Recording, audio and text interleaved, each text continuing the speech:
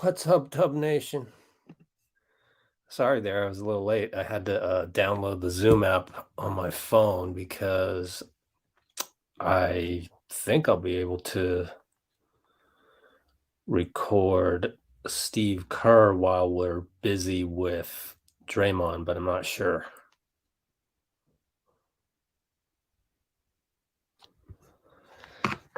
So how's everybody doing? Big Gucci Man YT gets to be on our thumbnail. Congratulations. I am changing the thumbnail now. Let's see. Studio.youtube. Live. Edit. That was my phone dropping from the table. Sure, why not? There you go, sir. You are now part of our thumbnail. Although YouTube probably won't change that as the default for a few minutes. That's how YouTube is. Leaves a lot left to be desired. Wow, the Celtics talking about Steph Curry post-game Game 4 video is blowing up. Kind of cool. 48,000 views on that one. Okay, what do we got in the comments?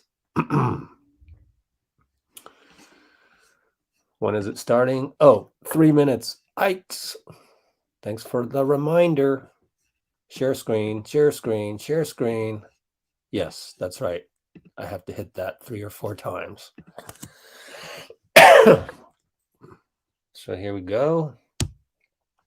Later on after this, I want to talk about the Boston crowd, but not right now.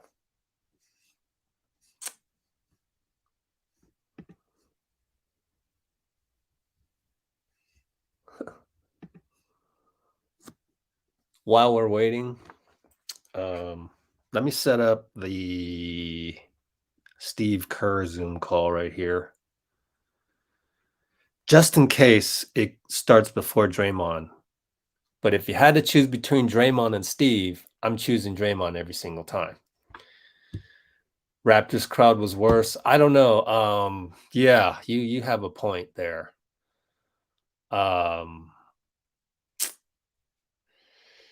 Just if you're gonna say F you, fill in the blank name, I don't know. That's like, you can get away with it. There's no repercussions. You won't get thrown out of the stadium. You know that. It's unfair. I don't like it one bit. And Draymond can't really retaliate or say anything or flip people off without getting fined. Like, what if, would we condone this behavior at an AAU tournament? We wouldn't. We would say, nope, we're stopping all the games till you guys show some respect for people's family names and their wives and daughters and sons that are in the stands, and sisters and brothers, aunts, nephews, everybody's there. It's the NBA Finals. If I were running the AAU tournament, I would say, we're stopping all games till you guys show some respect. And for the Boston leadership to say nothing, Weiss Grausbeck, where are you? Where are you? Not one peep. Not one peep to say, yeah, that's crossing the line, folks. I mean, ref, you suck. In progress. Oh, here we go. Well, this is Steve. We'll wait for Draymond. Coach around the room. Big crowd. Yeah. Late arriving. Go ahead, right in the front. This seems like maybe the most emotional, maybe we could say, that we've seen out of Andrew Wiggins. Usually he's pretty straightforward guy, but he's like staring down guys more, being more expressive on the court. How much do you guys feed off of that energy that he's kind of providing? Yeah, I mean he's a very mild mannered guy, but he's taken a leap in these playoffs in terms of his impact on the game defensively on the glass. You saw it the other night. I mean, 16 rebounds, and I think because the games are obviously so meaningful, there's more emotion from him and from everybody. So the biggest thing is he's a two-way player. You got to have two-way guys to make it this far and to succeed. And he has just grown by leaps and bounds over the last couple of years. It's really fun to watch that growth. Colin Ward, Henninger, CBS Sports. You always talk about, well, not just you, your whole team talk about coming out, having to play with force, having to have the right energy. You did a better job with that in Game 2 and Game 4 than you did in the other games.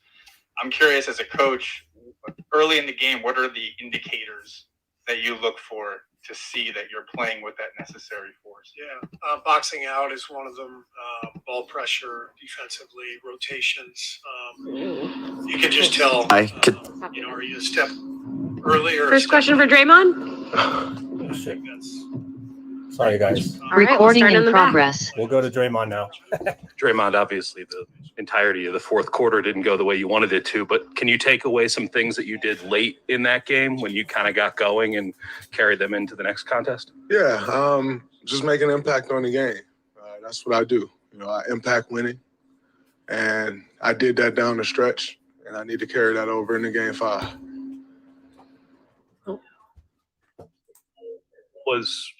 What was the switch? How did that change?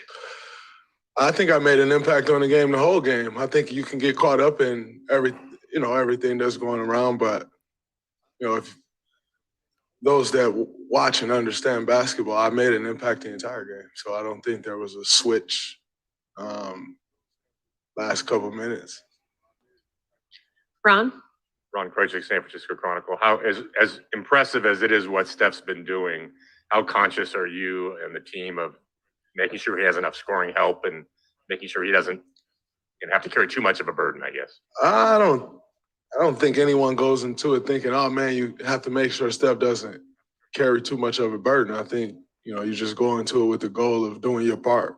And, if everyone does their part, you give yourself a chance to win a game. So I don't think it's, you go in thinking that specific. But you just go in and make your impact however you may. Jay on the left. You've made it very clear how much you respect Jason Tatum's game. What do you view as a challenge for him in this series against your defense in the NBA Finals for the first time? And kind of what does it take and what does it test for a young guy in that situation for the first time? I mean, it's tough. You're experiencing something for the first time. I think he's handled it well. He's maybe not shot the ball as well as he'd like or everyone else would like, but overall, I think he's been playing well, and that's why it's a 2-2 series. Coming back for Game 5, so I think he's handling it all extremely well. He's taking what the defense gives him, and that's what great players do. I think he's doing a good job. Up front here. Draymond, what might be a bit of an oddly worded question, but when did you fully grasp your importance to this team? I know you guys had that 7-game series against the Clippers, and then you guys went on to win championships. When did you fully grasp how important you were to this team and how important what you bring every night is to this team? I think it's evolved over time. I don't think there was one specific instance where I'm like, oh man, I'm really important to this team. I think just over the course of time, you kind of see it grow. Your importance, your impact, what you bring to the floor. And then can that team, over the course of time, you realize like, oh man, this team doesn't operate the same if I don't do X or if I don't, do Z. And so I think for me, it's just been a consistent process. And I think over the course of time, those things change. Sometimes you need this. One year you may need that. But I think, when you're doing it for so long, sometimes those things change. John, back left. Draymond, John Corrales, Boston Sports Journal. 2 or 3 games left here. How much of this is finding some sort of adjustment to make, and how much of it is just two teams, whoever does what they do better comes out on top? I think anytime you get to this point in the season, there's not many huge adjustments you can make. Like I've said before, they know who you are, you know who they are.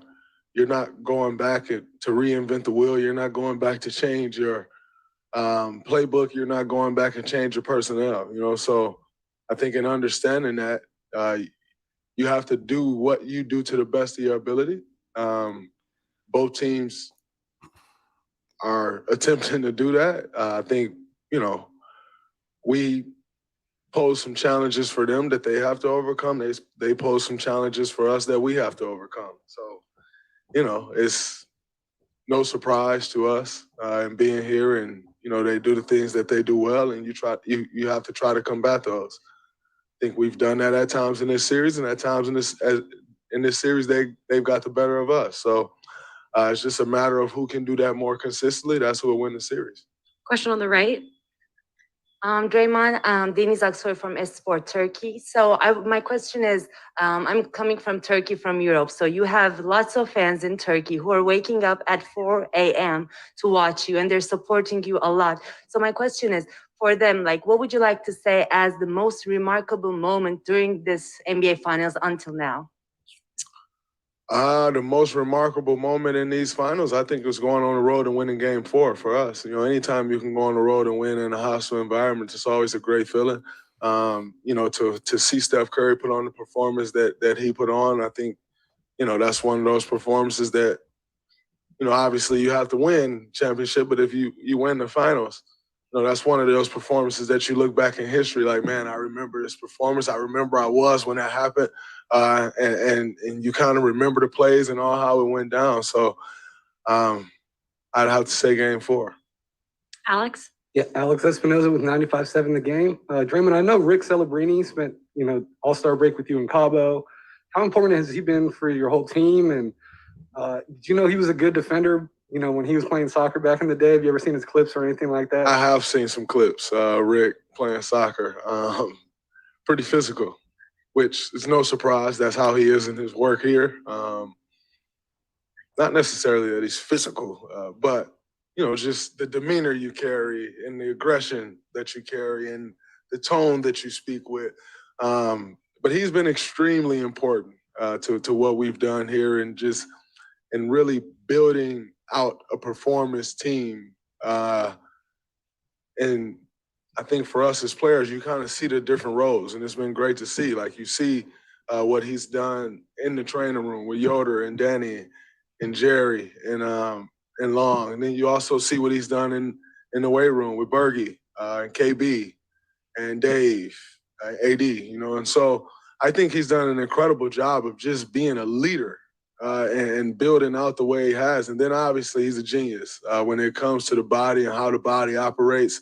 I'm not sure I've ever been around someone that knows more about the body and what you need to get out of your body, but also what you need to do to put yourself in the best position to peak when it's time. I think, that's one of the things I think has been great with Rick is, he's taught myself, he's taught Steph, Klay, he's taught us, as our career's going on, how to get your body ready to go when it needs to be ready. And that's, that process is different for everyone. That process is different.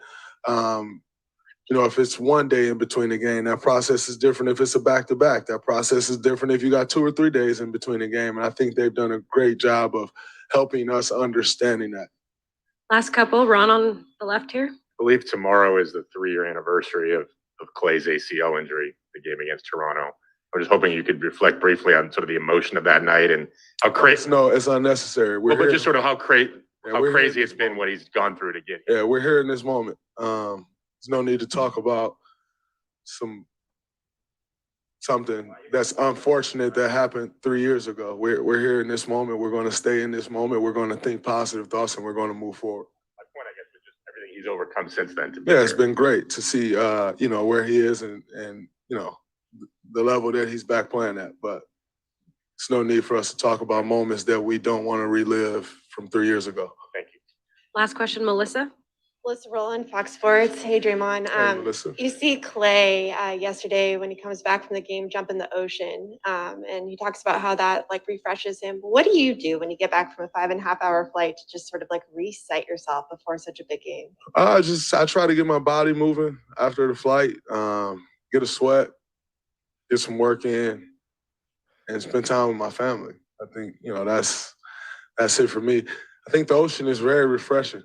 I'm not a hop in the ocean in San Francisco or anywhere around San Francisco type of person, but I absolutely do love the ocean. It's definitely refreshing, and that's his safe haven, and he enjoys that. So it's absolutely great to see him indulging in what he enjoys and what helps him be him. Chris, what you got for me? Thank you, Dre. Chris Haynes, Yahoo Sports. Dre, when you think about the run you guys have been on throughout this whole entire period, your growth particularly, coming into this league and establishing yourself as one of the top defensive players, what was the model? Who was the model you looked at to get to this point, to say, this is the way that I can establish myself as a force? Was there anybody you looked at and modeled your game after? Well, I think for us as a team, there was no specific model. I think if we looked at anybody who we would more closely compare ourselves to or try to model ourselves after is the San Antonio Spurs, but they're completely different in how they went about it. And so I don't think there's a direct comparison to us. And I think that's why you see the league has changed now in a way that it never has before. I think that's in large part due to brand of basketball that we've played and had success with. I think the model for me, I watched a bunch of different guys and what they brought to the table, but ultimately understanding that there was no guy in particular like me, and that I wanted to try to create a lane for other guys in this league that had not been created before. And I think I've done a pretty good job of that. But there was definitely some guys that I took things away from, and over the course of my career, I've still continued to watch and try to take things away from those guys. When you look at, and I think for me, I studied Boris Diaw so much early on in my career, and just how he moved the ball, and how he used DHOs and more so than a specific action, how he outthought the opponent was very special to me. And when I look at myself on the defensive end, I've tried to take things from a lot of guys. I've tried to incorporate some things that Dennis Rodman did to have success. Kirk Thomas and Chuck Hayes, and how they were undersized, but the way that they guarded on the block. Two of the best post defenders at their size that I've ever seen. Like, you couldn't back down either one of those guys. I've tried to add that to my game on that side of the ball, but ultimately understanding that I didn't want to be a carbon copy of anybody. I wanted to come in and make people say, who is the next Draymond? Not, man, can Draymond be like this guy? Can Draymond? I didn't want that for me. I didn't think there was a path to success for me to go and try to emulate someone else. I thought my path to success would be based on what I can bring to the table, and if there was something that I could recreate in our situation. And so that was kind of the biggest thing for me. Thanks, Draymond. Wow. We'll have Andrew Wiggins in here next. I'm going to keep it here with Wiggs, unfortunately. Recording stopped. Klay's already in the middle of his thing. So kind of the whole timing is off. Theater, Chris. You want to fight for Recording in progress. Comes Wiggs. News group. You've been more expressive in the playoffs. Obviously, heightened stakes, bigger games. But have you noticed that in yourself, that you've been more overtly expressive? Yeah. For sure. I think it's the moment, man. It's a big stage. There's a lot at stake, and every game, everything's just so intense. Chris on the left. Oh, Drew, you don't let us in often of just how you operate. You're quiet. With that being said, from most people, they get their viewpoint of who they think you are from us media. Yeah. And with that being said, there was always this label that, I don't know, you didn't play hard or something like that. And then you look at what you did in the finals and look at what you've been doing here. Do you think that's just a matter of now that you're playing on a team that people pretty much watch every game, that they're getting to see that, that stigma or whatever was false? For sure. There's more exposure, and doing it on a bigger stage, even when I used to score a lot in Minnesota or do anything special, it's like you did that, but you're losing, so no one really cares, But doing it on a winning team, it's appreciated more. To follow up on that, did it ever bother you about the perception of you before you got here? It didn't. It bothered me in a motivational way. Just wanting to change. That viewpoint. But I would never go out in the media and be like, I just play hard, and if that's what you think, that's what you think. I'm not really. I was never one to really try to impress anybody or change the media's mind. I always just stay true to myself and do what I do. back to Dieter on the right. Andrew, 16 boards over here. Sorry, going back and forth. 16 boards in game 4. Obviously, it's more complicated than just wanting the ball more, especially with those offensive rebounds. What's been the key for you in this series? What's clicked throughout these entire playoffs? Just staying active, and just trying to find, different ways to, affect the game. We have a lot of guys that can do a lot of things on the court, whether score or pass, create. So I'm just trying to do everything I can to, be on the floor and be effective. Denise? Denise Axler from Sport.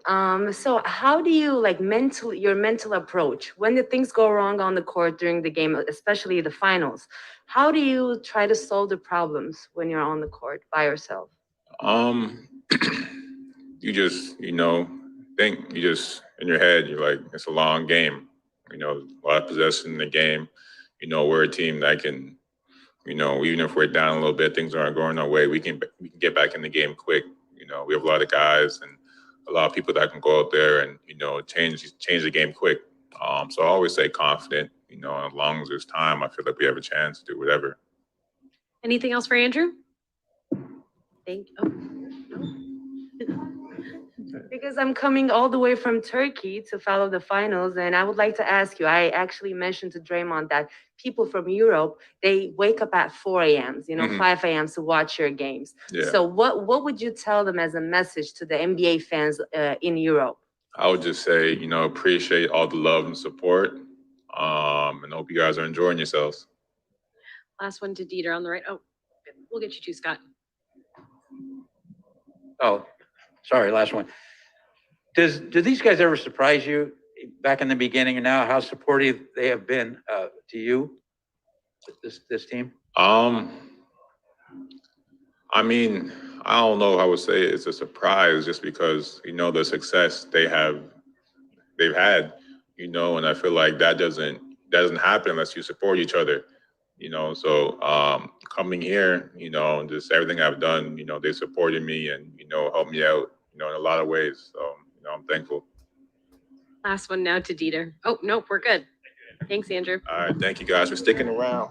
So you got busy. Man, I'll stick around Recording for you, stopped. Wiggs. Here next. I'll stick around for you, Wiggs. Hell yeah. Just because you're a quiet guy doesn't mean there's not stuff going through your head and all that.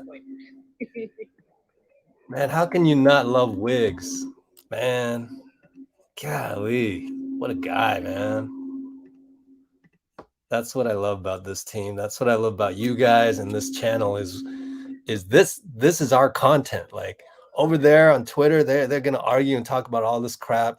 They're gonna throw people under the bus.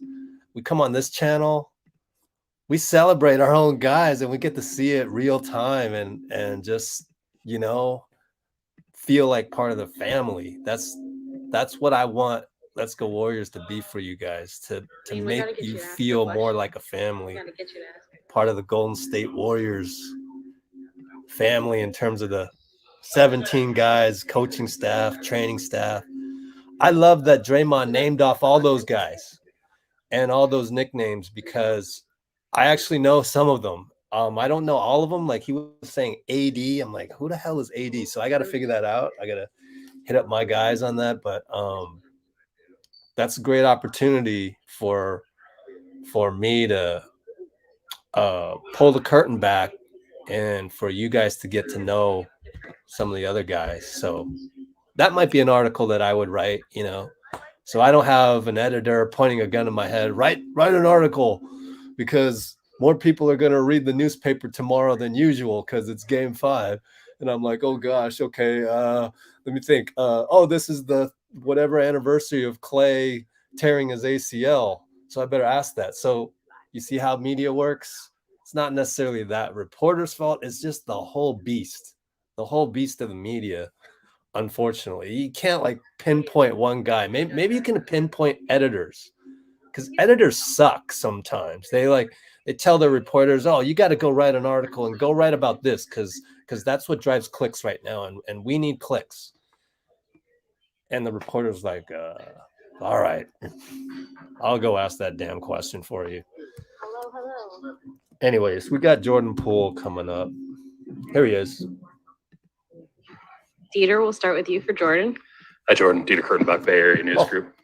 We're obviously at Game 5, but do you still feel like there's another level offensively that you guys can get to in this series?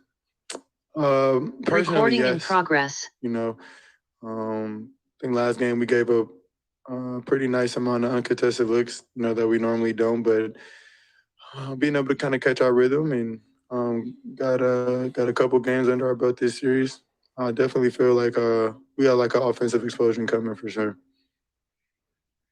Anything else? Denise?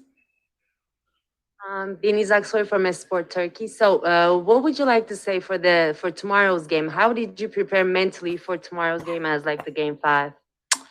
How we have every other game, get rest. You know, got a big win on the road in Boston, and we're able to carry that momentum home. And we get to play in front of our home crowd. So just lock in, make a couple of adjustments, stick to the game plan, and continue to play with the force and physicality that we did last game and try to get a big win. Thank you. Anything else? Love that. Nice and easy. Thank you. Wow. So with that, we will go directly to Steph Curry. Should have just stuck with Steph, but you know, We got Boston. got kind of Yeah. caught in that. Here we go. Recording in That progress. chapter will always be part of our journey for sure. Something we probably talk about for a very long time.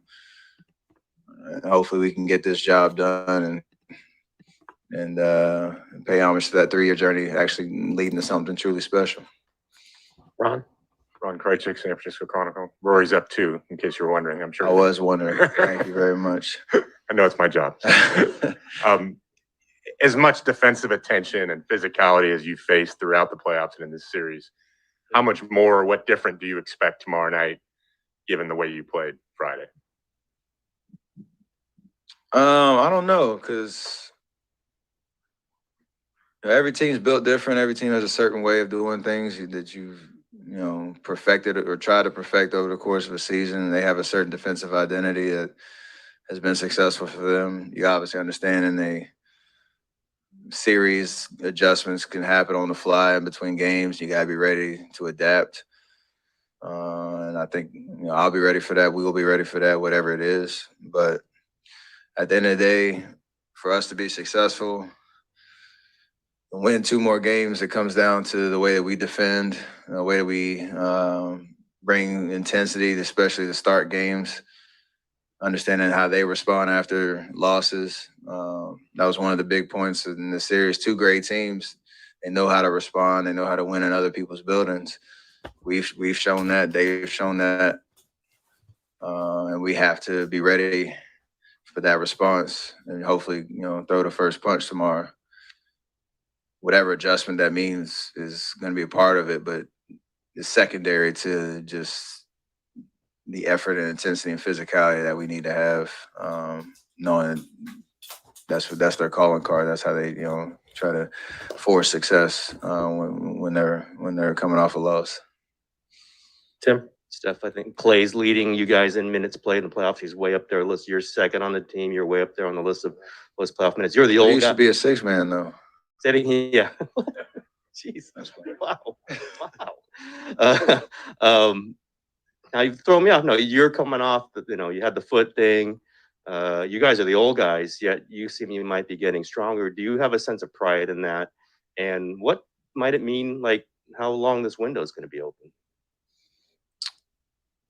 We've talked about that. We feel like I've said it plenty of times. We have a lot left in the tank in terms of what we can do out there on the floor. And they bring up the age thing. It's something to talk about, but it doesn't really reflect how we approach this playoff journey and our confidence in what we can do going forward. But that doesn't happen by accident. It's just the work that you put into it. Klay, especially the fact that he was on a minutes restriction for like a month, and slowly got to ramp it up. Every couple of weeks leading up to the playoffs, and I think he was so proud of himself that when he first, I think, eclipsed 40 minutes in a regular season game one time. Just the pride of like he's talked about it, like a year ago he wasn't even running, so. It speaks to just how much this matters, how important we know the work that goes on behind the scenes is to being ready for whatever happens out there in the games that matter. So we're obviously only worried about right now, but we definitely feel like we have a lot left in the tank. Anthony? Yeah, 2 questions. One quick one. Just how does the foot feel? Great. Any treatment or anything you've needed? Or always, but yeah. And then on the Draymond, this is obviously a challenge for him offensively in the series with their length, the way they're playing. What is the key to, I guess, thriving better offensively when he's on the floor? It comes down to understanding that we have our certain pep plays and actions that we have done for years and years and years. They've scouted it. They have a certain approach and personnel that's trying to take those away.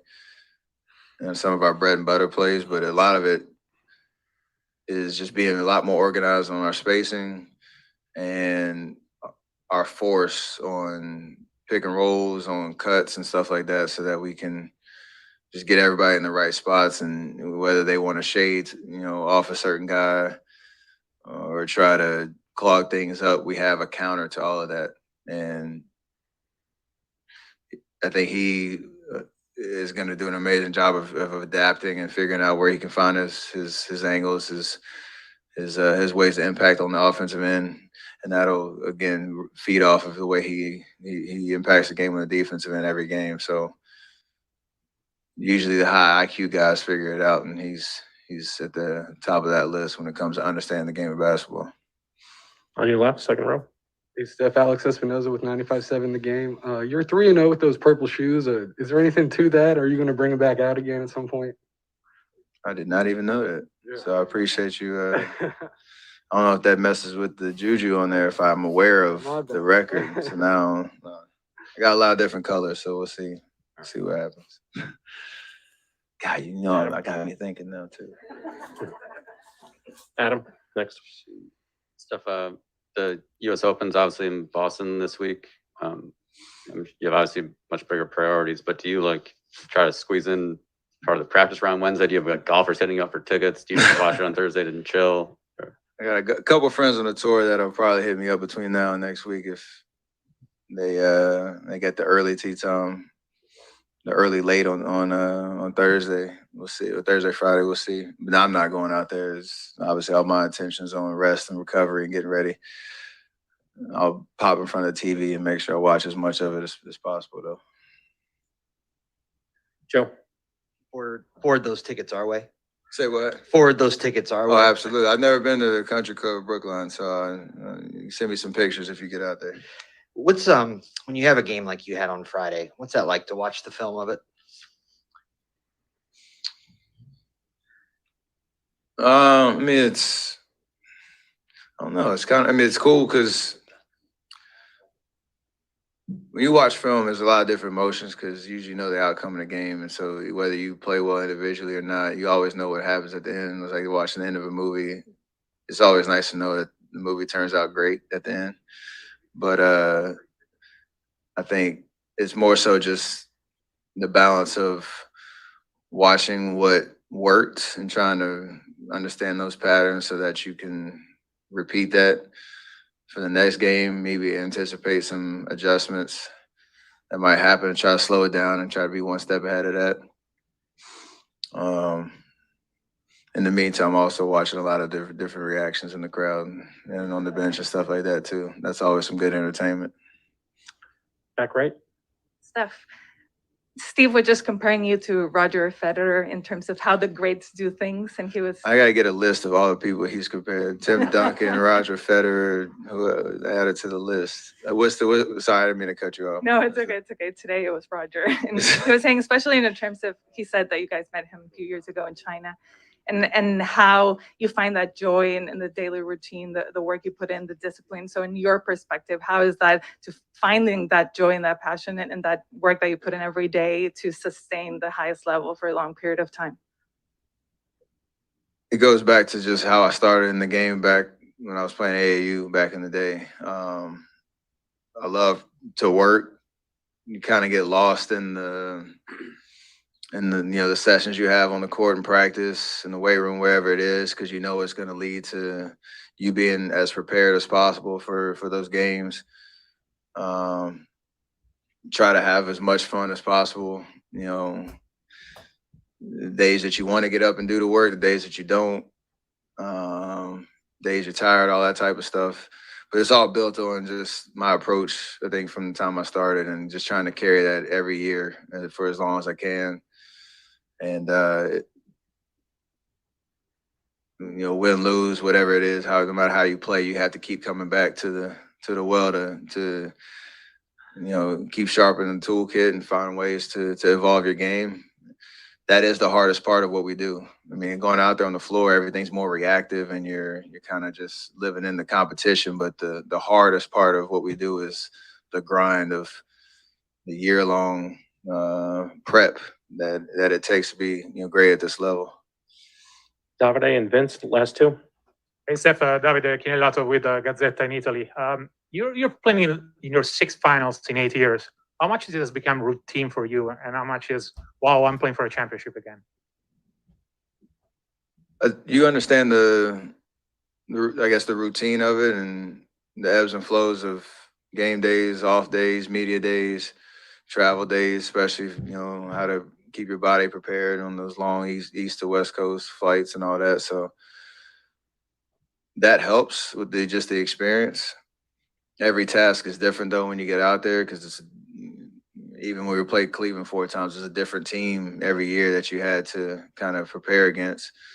And that's just part of it. And I love every experience at this stage, because there's so much attention on what we do. You understand the whole world's watching you when you're out there on the court, and you're obviously keeping in mind what you're playing for, and be the last team standing. So I love everything about it.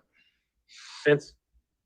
Steph, during Game 4, you couldn't see it because you were playing, but Dwayne Wade and LeBron James had back and forth praising you throughout the course of the game, and I think Dwayne said something after it, saying that they got to make room for you on the Mount Rushmore. So when you see that, if you see that, are you amused? Are you surprised? Do you roll your eyes? Like, what is your reaction when you hear stuff like that or see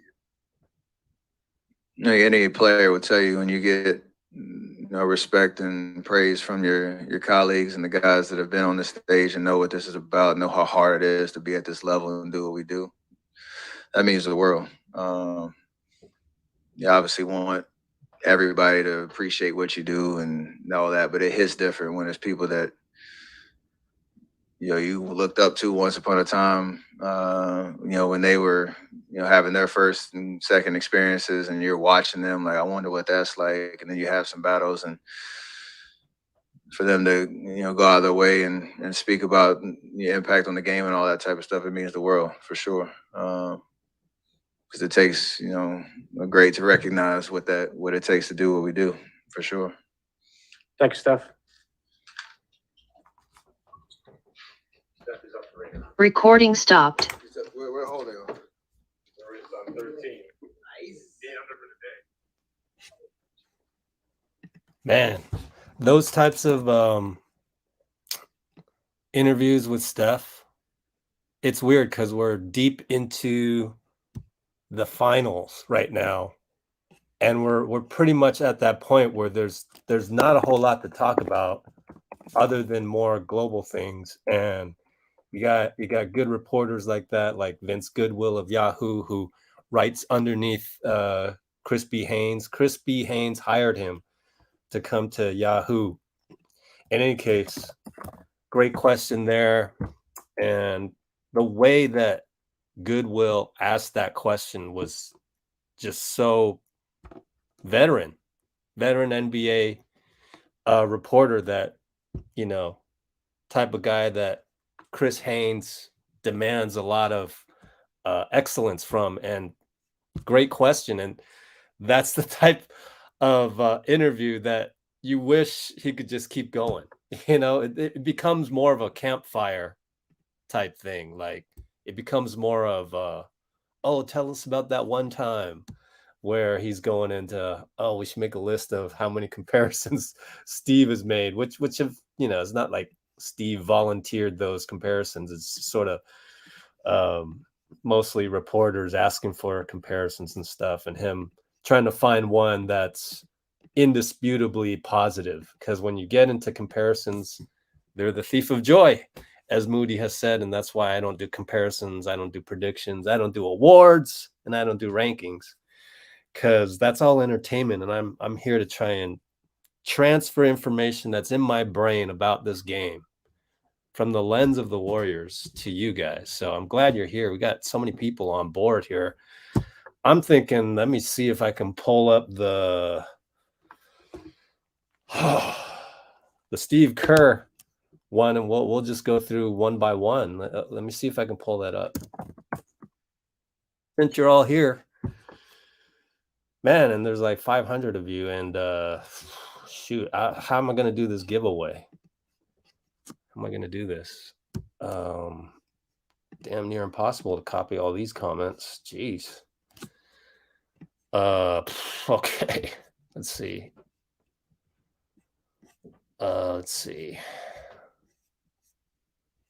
That's as most comments that I can copy right there. So stick around. We'll do a drawing. Shout out to Big Heck. I got your email, so I'll be in touch. But just know that during the finals, very difficult to get back to people. So I will get back to you. I just don't know when. It should be before the draft, but then it might be, I can't make any promises. Anyways, let's keep looking for that Steve Kerr. Oh no, all they have is secondary one. Shoot, man. Should have known. I should have known. Boston already did theirs? Kidding me. No, they screwed that up. I'll find it. Damn it. Okay, let me see. Let's see what I can do here.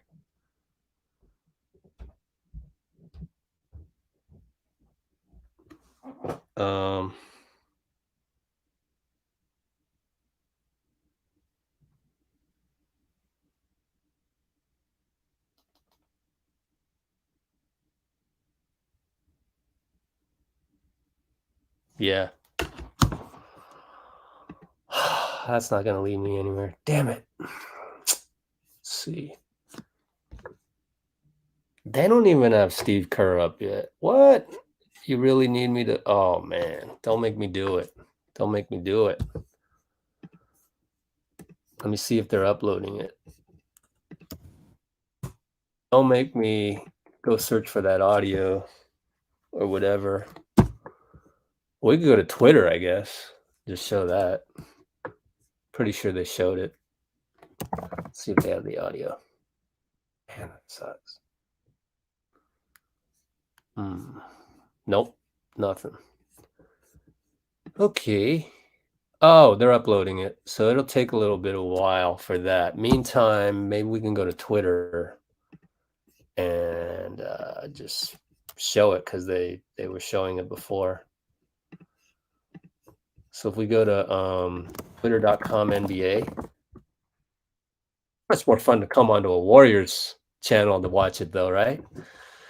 You guys can comment among yourselves and not worry about having just some random guy on Twitter. And you're just talking to random guys on Twitter, basically. So here is, should show, tune into Steph Curry's media availability. We just did that. So there should be more. Here's Wiggins hitting a corner. Andre Iguodala. Why is he all in red like that? Oh, he's all in red like that because they don't want to hit contact on him. That's why, because he's injured. Man. Wow. You learn something every day. Like, I didn't need to tell you that. Some of you probably knew that red means don't touch. But to actually see that in the NBA's clips. So there's Steve, and maybe we can, wow, we gotta look at Klay right here. Yeah, man. Let's do this. Let's just watch Klay. His impact on the game defensively on the glass. You saw do the Steve. other night. I mean, Whatever. 16 rebounds. And I think because the games are obviously so meaningful, there's more emotion from him and from everybody.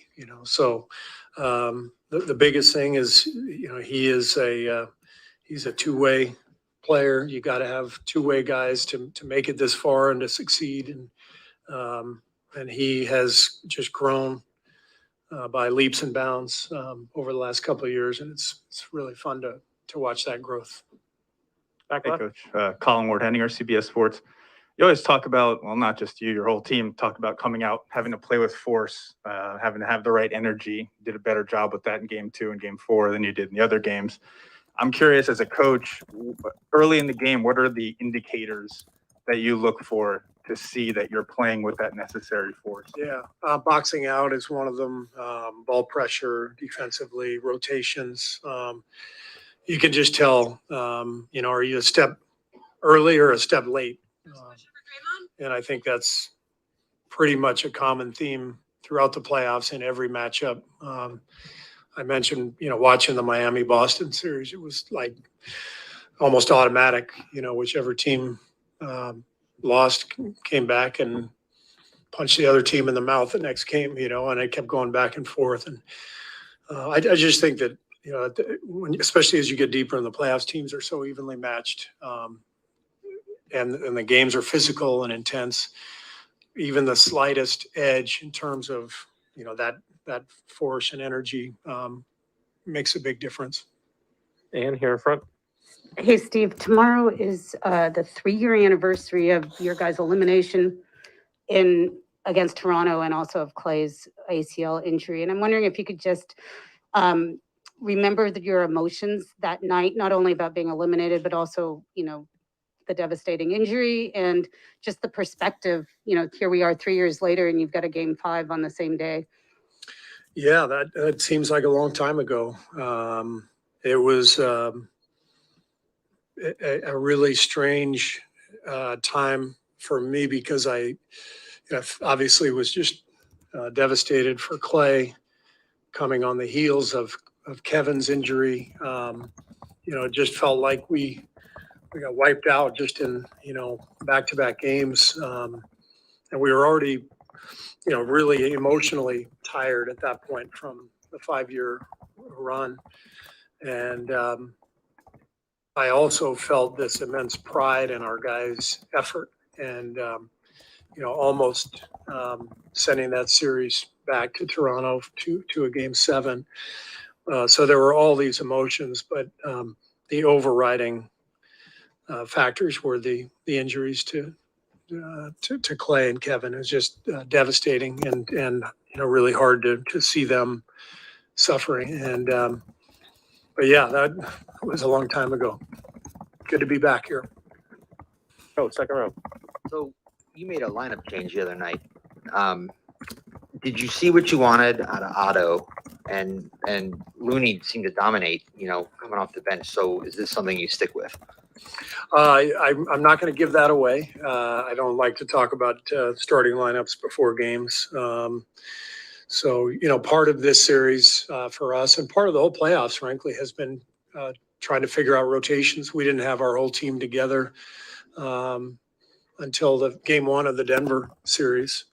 And then Gary got hurt. Andre got hurt. And so it feels like almost every series we have had to search a little bit for combinations and for substitution patterns. And so I'll leave it at that. But yeah, it's very different from teams we had in the past where there might have been one decision to make. Are we going to play JaVale McGee or Zaza Pachulia? But the kind of the core the big minutes were going to be played by the same guys.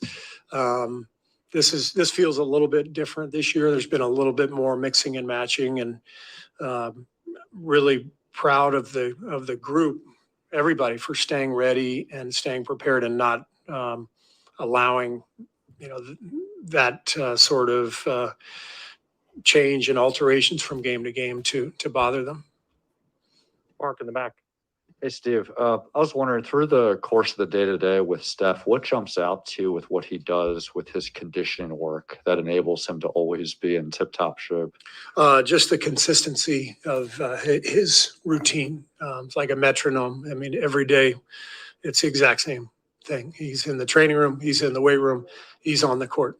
And there's, it's clockwork, but there's also a sense of joy and energy within that work. He enjoys it so much. He loves the process. And I think that's one of the things that ties all great athletes together. Like, I'm talking about the superstar athletes, Roger Federer's of the world. There's, Steph Curry's of the world. There's a routine that is not only super disciplined, but it's really enjoyed each day. There's a passion that comes with it, and that's what sustains it over time. And when you love something like those guys do, you work at it, you get better, and you keep going. I might have told you this before, but we actually met Federer a few years ago in China when we played in Shanghai. And he came and spoke to our locker room, and Draymond asked him, he said, "How have you been doing this for 20 years? And his answer was just simple yet profound. He said, I love my daily ritual. He said, I get up and make my kids breakfast, drop them off at school, and go train, and I've figured out the right training methods to keep me in the best position, at my age. I love competing."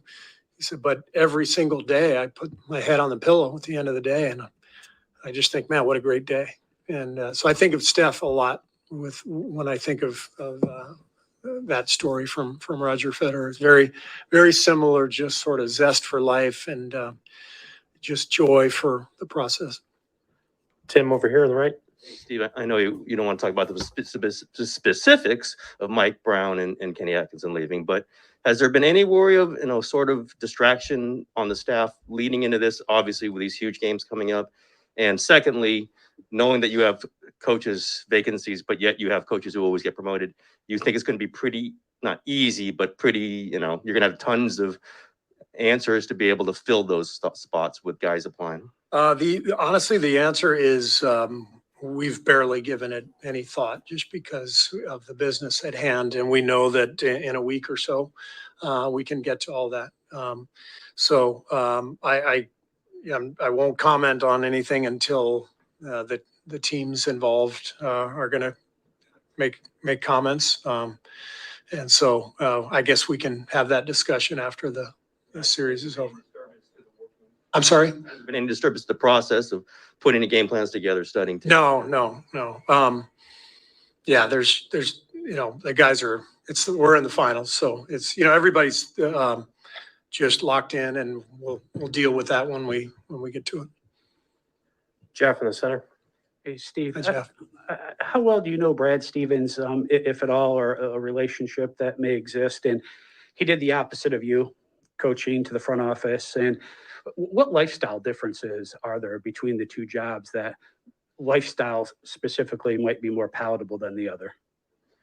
I know Brad pretty well. We actually connected when I was in broadcasting, and he was at Butler, and we had lunch. He wanted to pick my brain about the NBA. I wanted to pick his brain about coaching. I was thinking about getting into coaching, and I had done a couple of Butler games for CBS, and so we've built a relationship over the years. Just great respect for him, and he was an amazing coach, and I think he's done a phenomenal job as GM. The moves he made this year, adding Horford and Derek White, brilliant. So yeah, he's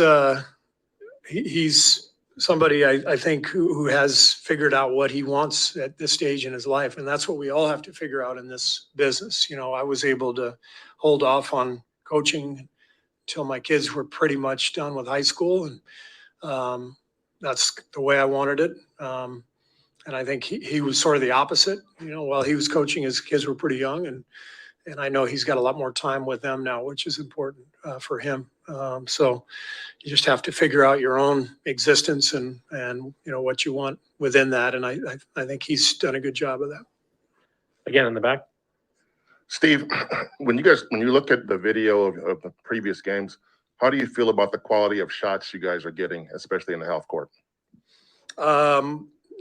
A lot of good ones and some bad ones. And that's kind of what we spend when we're, go through our offensive stuff and our adjustments. We're trying to create more good ones. But we had a lot of good looks the other night. I saw the stat. I can't remember what it was, but on our uncontested threes, we actually didn't shoot the ball that well.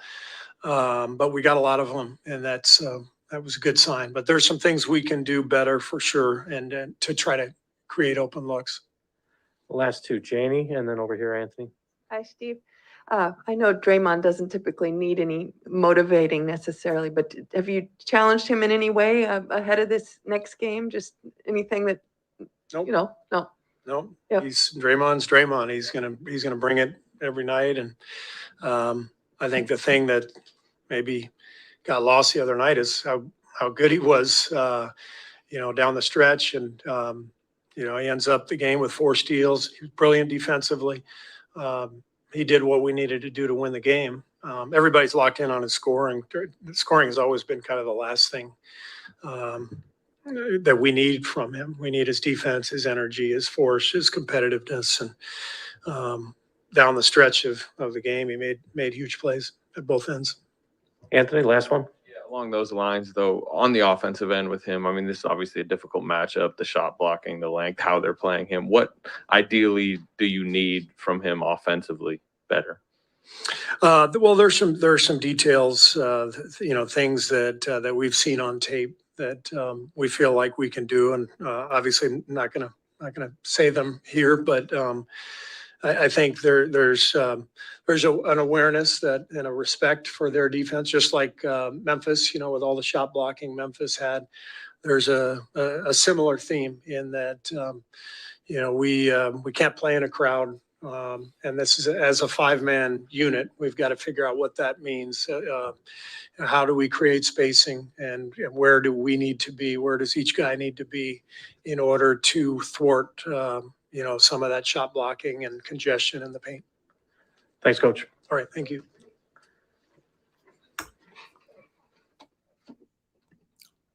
See if they go straight to Klay next.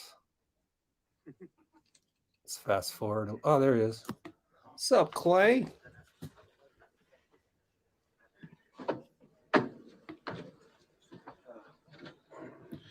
So we'll do Boston next if you guys want. I saw a couple of you wanted that.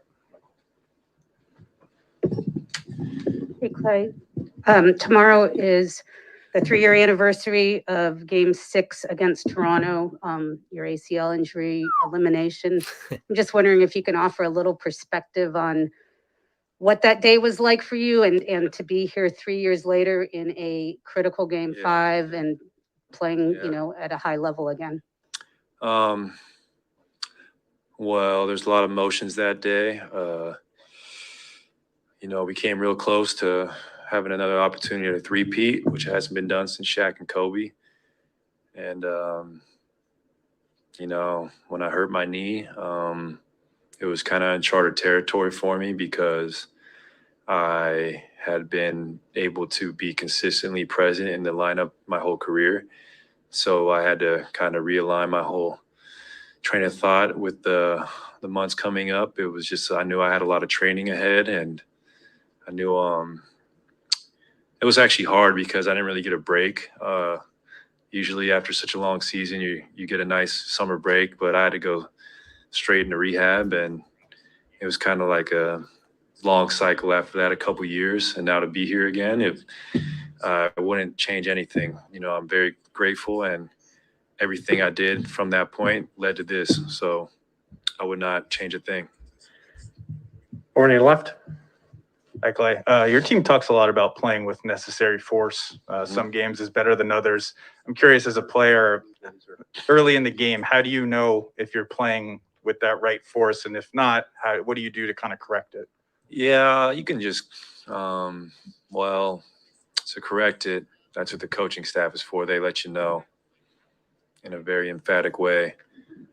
And how do you know? Well, usually when, it's hard to know until you watch the film after, but a good indicator when you're out there is just not letting them get layups or easy wide open looks in the beginning, but making them work to score. That usually means that we're locked in. Davide in the center. Clay, hi, Davide Chinellato with. Hi, Clay, Davide Chinellato with Gazzetta. Dang. Davide Chinellato with Gazzetta in Italy. This is your 6th straight finals over 6 and 8 years, depending on how you count it. How much is this routine for you, and how much is, I'm at the finals and playing for a championship? Man, it seems routine, but I just know how special this is. I'm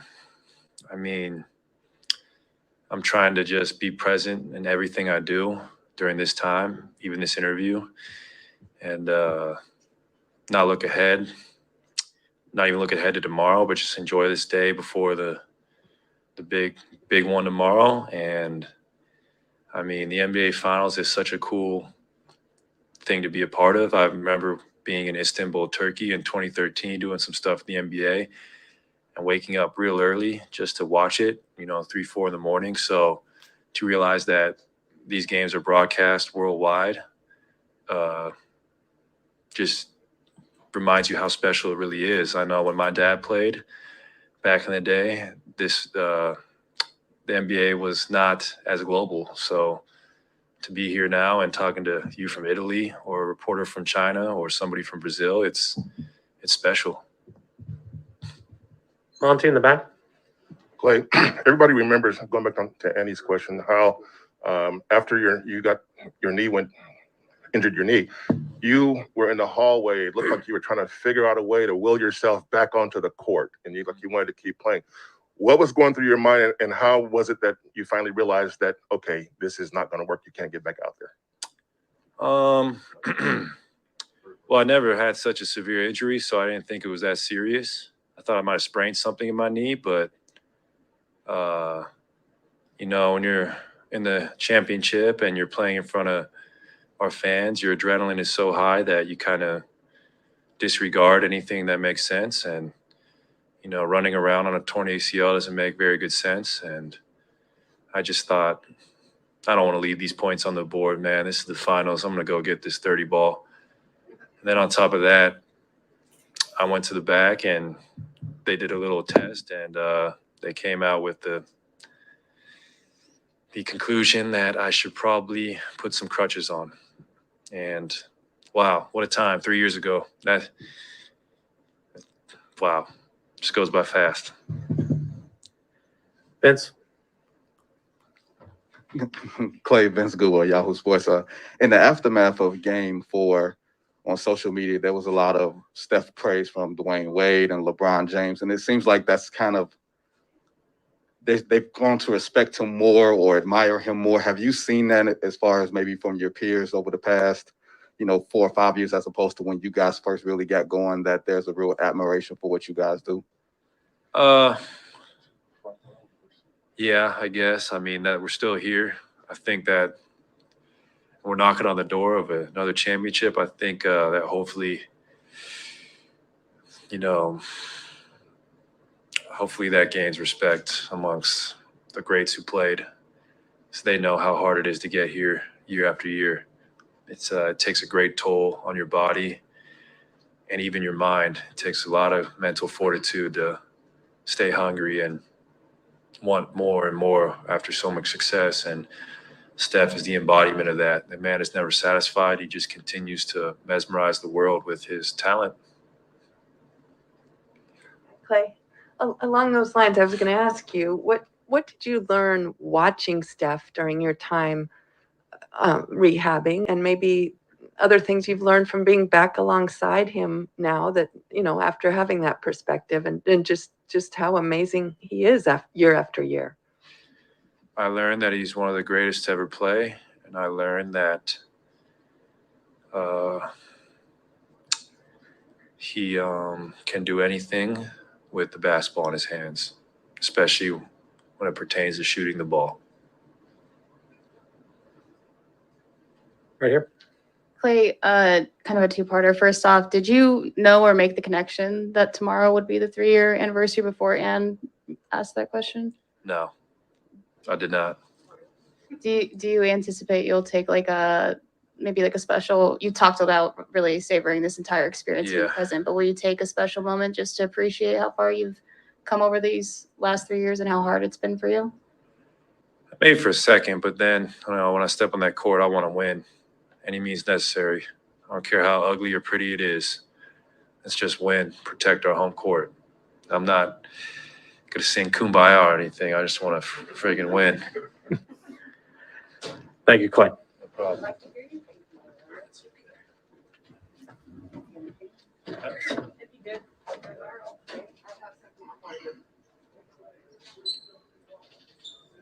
All right. Hold on, I'm almost done here. Shit. Okay. So that's the part when he said I'm not going to sing Kumbaya or anything. Okay.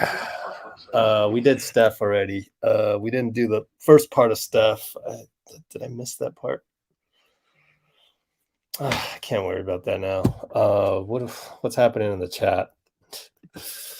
15 minutes of letting the chat go all by itself. 496. Wow. Did we all like yet? I haven't even liked the video yet. Let me like it. 103. We got 486 watching. Can you guys please splash the like button? That's the least you could do. I mean, that's not hard to do.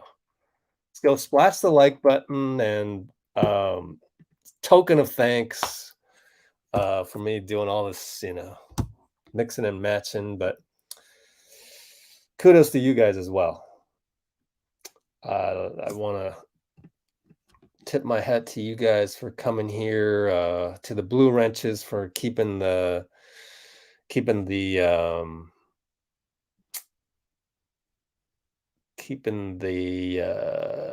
chat clean, or is it?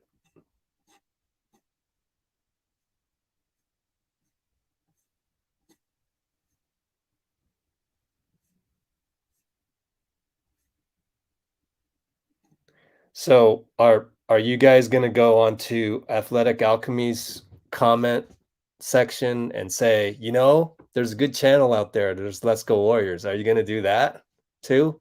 I hope, because we all have our own different takes on things. I don't necessarily agree with him all the time. He's on Twitter a lot too. So Jet Martin Loberiza, I know you like him, but just because you like him doesn't mean that this channel is necessarily bad. It also doesn't mean that we're better. We're just different, and I wanted to make that loud and clear. And I think you're not going to find anything like us anywhere, because everywhere has a tinge of negativity. So, bro, I never said this was bad. You don't need to, bro, come to my West Oakland basketball league. You don't need to say bro. You don't need to say LOL. You don't need all that vernacular. You know, I've talked about that before on here. It doesn't make you more cool on that. But anyways, I'm glad you've been on here. I appreciate that. Like I said, just try to keep the chat more like, you know, professional commenting. I really cringe. Like, yes, I cringe when people go, bro, bruh, in the comments. I really do. Because it's like, oh, man, I thought I left the gym last Sunday. I don't want to deal with more of the vernacular from the street from all the guys coming into the gym over at, where the hell do we play? Poplar. There's another name for it, though. I forgot the name of it, but anyways, it's known as Poplar over on 5151 Union Street. Jason Kidd uses that gym for his AAU stuff. So just sorry, man. It's not personal. Oh, golly. Oh, Zoe, thanks, man. All right. So bottom line, we have so many of you on right now. 359. Right when I said, go click the like button, 80 people left or 100 people left. So hilarious. But yeah, I think Larissa is basically saying what I'm saying is everything has a balance. Willie Keys. Thank you, Willie Keys. Wow. You know Willie Keys? Man, good on you. And also Ira Jenkins. We used to play at Ira Jenkins, also known as Brookfield. Oh, man, those were the good old days. We could go right now and set up a league right now, but I don't want to sit there and verify everybody's vaccination cards and stuff. Oh, it's too much extra work. Anyways, yeah, that's why this is particularly why we want to just keep it for the whole global audience. All right. Man, I went on a tangent there. Didn't mean to go on a tangent, but the bottom line is that it's cool to see you guys all here. It's like more of you on a non-game day. Interesting. Very interesting. Of course, you guys have your own things to do on game day. You know, I respect that. You guys got to go, whether it's going to Chase, whether it's going outside Chase, Thrive City, going to a bar, going to being with your family to watch the game. So, I mean, my dad's not even on our live streams. But he just like to stay in his own world when he's on there and make his own analysis by himself. Like it's not pleasant watching the game with my dad, honestly. It's too much. He's like an engineer, like, which I'm appreciative of because I have a lot of his DNA in terms of right here, this channel where I try to just disseminate information versus entertainment. That's very engineering-ish. It's like, here, have a technical manual rather than a book to read, right? Anyway, if I'm watching the game with my dad, man, he'll go, oh, did you see that? Oh, this, that, and the other thing. And oh, he's not doing this, that. It's so freaking analytical. You can't even enjoy the game. It's like, please, I don't need to dissect every single aspect of everybody's, whatever it is. And he probably would have thrown a couple people under the bus during that time. And I really try not to do that because I've been around the team in terms of learning and by osmosis how to support the team in different ways. And I prefer to be like the 18th man on the bench, right next to Chioza and Quindary, and being supportive like that. I feel that that's more enjoying the process, just like Steve was talking about Steph and Roger Federer. I feel like that's more enjoyable in life. I love that analogy where Steve's talking about how Roger Federer was telling Draymond and the whole group that what I love the most is every day. And then at the end of the day, I laid my head down on the pillow and say, that was a great day. Wow, man, we could really learn a lot from that right here, right? Like after we log off of this YouTube, you have your day and you think about that. You go, how can I fall in love with the every day of my life? And that's where like one of my friends hit me up and I think we just got to talk about the refereeing from game 4 and we were just yelling at the screen. I was yelling here on that and she was mad and she's like, oh, I'm sad I can't go to the game 5. And I told her, well, don't fall for that Instagram fear of missing out. The whole FOMO thing. Like, you're not missing out on anything. You're right where you need to be. So she is probably going to be working at whatever bar and grill bar that she works at in LA. And shout out Tiffany. And she's been on here before, actually. You may know her. She's just a passionate Warriors fan who never throws anybody under the bus other than opponents' fans. And so she's like lamenting that. I said, nah, you're right where you need to be. You're going to see the game as you're serving tables and whatever. You'll get to see it. There'll be some Warrior fans around here and there because all of LA is rooting for us. They don't want Boston to win the 18th championship to go up 18-17.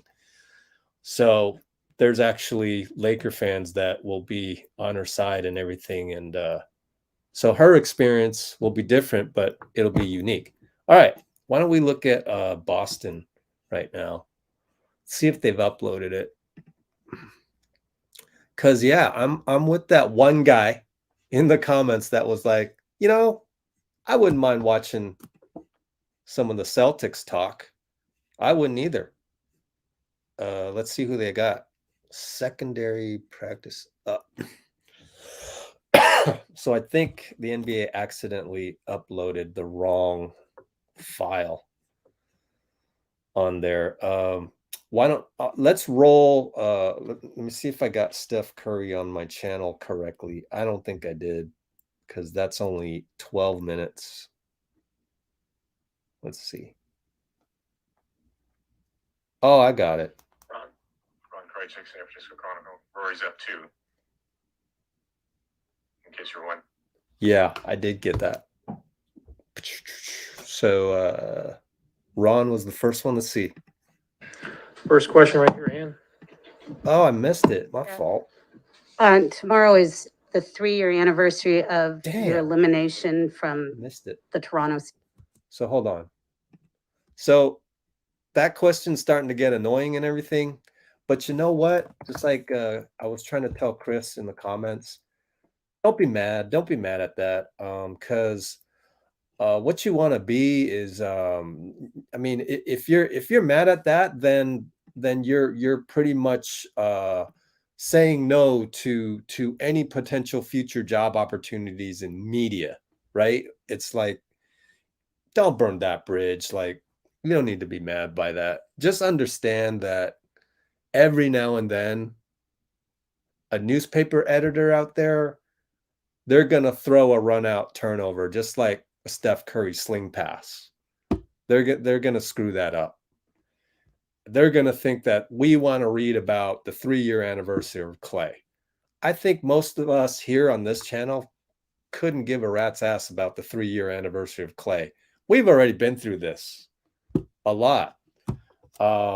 So for me, I sit there and I go, I roll my eyes and that's it. And then you just kind of roll your eyes at a Steph Curry overhead sling pass turnover that leads to a dunk on the other end. All right. You just kind of roll your eyes at that. So media is going to do what media does, which is pick the entirely wrong topic to write about tomorrow morning in the newspaper. And that happens. That does happen every now and then. I screw up every now and then over here.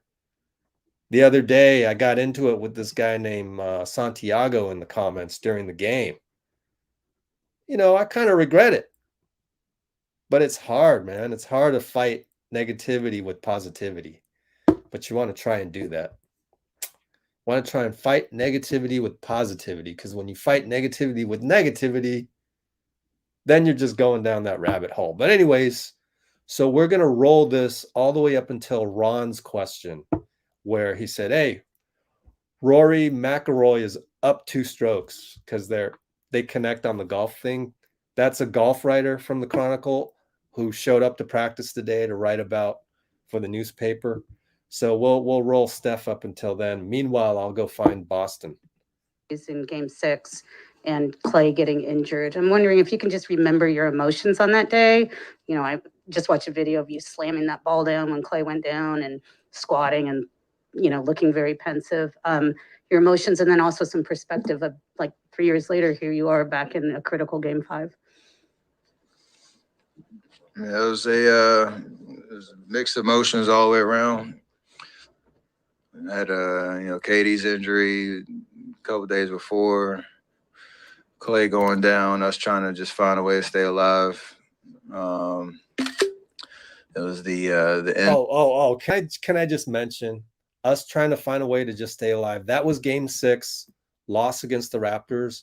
I said it in the game 4 live stream. It reminded me of game 5 in Toronto. Okay, we had KD, but then he went out towards Achilles after the near the end of the first quarter. 11 points. It was awesome. I happened to be in the building. It was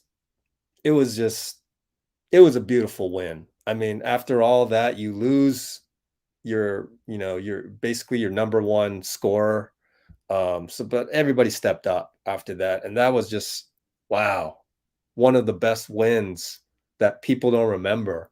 Game 5 in Toronto to force you guys to come back to game 6. And the last thing I'll say is, I got a chance to tell Steve this one time. I hope he remembers. It was at Team USA camp at the Lakers practice facility of all places about 2 or 3 years ago. And I told him, man, you don't realize as a former amateur basketball coach, at the end of game 6, you still forced a turnover. We got Siakam to do a 5-second call, I think it was. So we had Steph, Klay, Sean Livingston, Andre, and Draymond. We forced the 5-second call. So it's our ball, timeout, side out. And Steph missed the 3 that I think would have won the game. And I think we lose by 2 or 4 or whatever. We had to foul him one more time, something like that. But it was like it came down to one shot. And that's all you can ask for. We lose Kevin Durant. If you were to tell me before game 6, okay, you just lost Kevin Durant. Somehow you won game 5. Now it's game 6 in Oracle. I'm going to give you one shot to win it from Steph Curry right in front of Steve Kerr, right in front of the bench. Do you take it? Is that okay with you, Rich? I'm taking that. Yeah, hell yeah. Give me that all day. Well, he missed. Steph missed. Wasn't meant to be. There were jokes that amongst the Warriors saying that if we went back to game 7 in Toronto, who knows? We might not have gotten Steph out of there alive. So just a great that is a great memory to have, but that's different than asking you about Klay's ACL injury exactly 3 years ago or whatever. The whole thing, the Raptors loss to me wasn't as bad of a finals loss. I hope I can convey that to you guys. It showed us a lot. It showed me, if anything, it showed me a lot about Kevin Durant, number one, because every time I saw him in the hallway and I would try to get the videos, you saw it on the channel. Other people got videos too. Jason Dumas got the best video of him dancing before they went out and took the floor and all that. I was trying to be there too, and during like media day like this today, like I would be there, and that's all I would do is I was waiting for Kevin Durant to walk around with Rick Celebrini and Antoine Lambert, the security guard, and I was just trying to capture that moment. That was my previous life. I don't really do that here anymore because it really expends a lot of mental and physical energy to try and get the shot. So that said a lot to me about KD. Love the guy for his sacrifice, basically. And for him to score 11 points in a quarter, not even a whole quarter. I just remember him pulling up for 3 and just the crowd would go, oh. And it was like, man, KD, you are unbelievable. You are a Terminator. And then he goes down. And it's like, man, he scored 11 points in one quarter for us on a bad calf. I mean, it was a domino effect. The bad calf led to the snap of the Achilles, man. I mean, if your calf is injured, it's not protecting your Achilles tendon. So he sacrificed for us. And to see that, I mean, every time I saw him walking in the hallway before the injury, because they were trying to get him ready and he really wanted to play. So it was probably one of those conversations that will never be, revealed. I have a feeling that, he probably shouldn't have played, but he wanted to play so badly. So he sacrificed for us, in my opinion.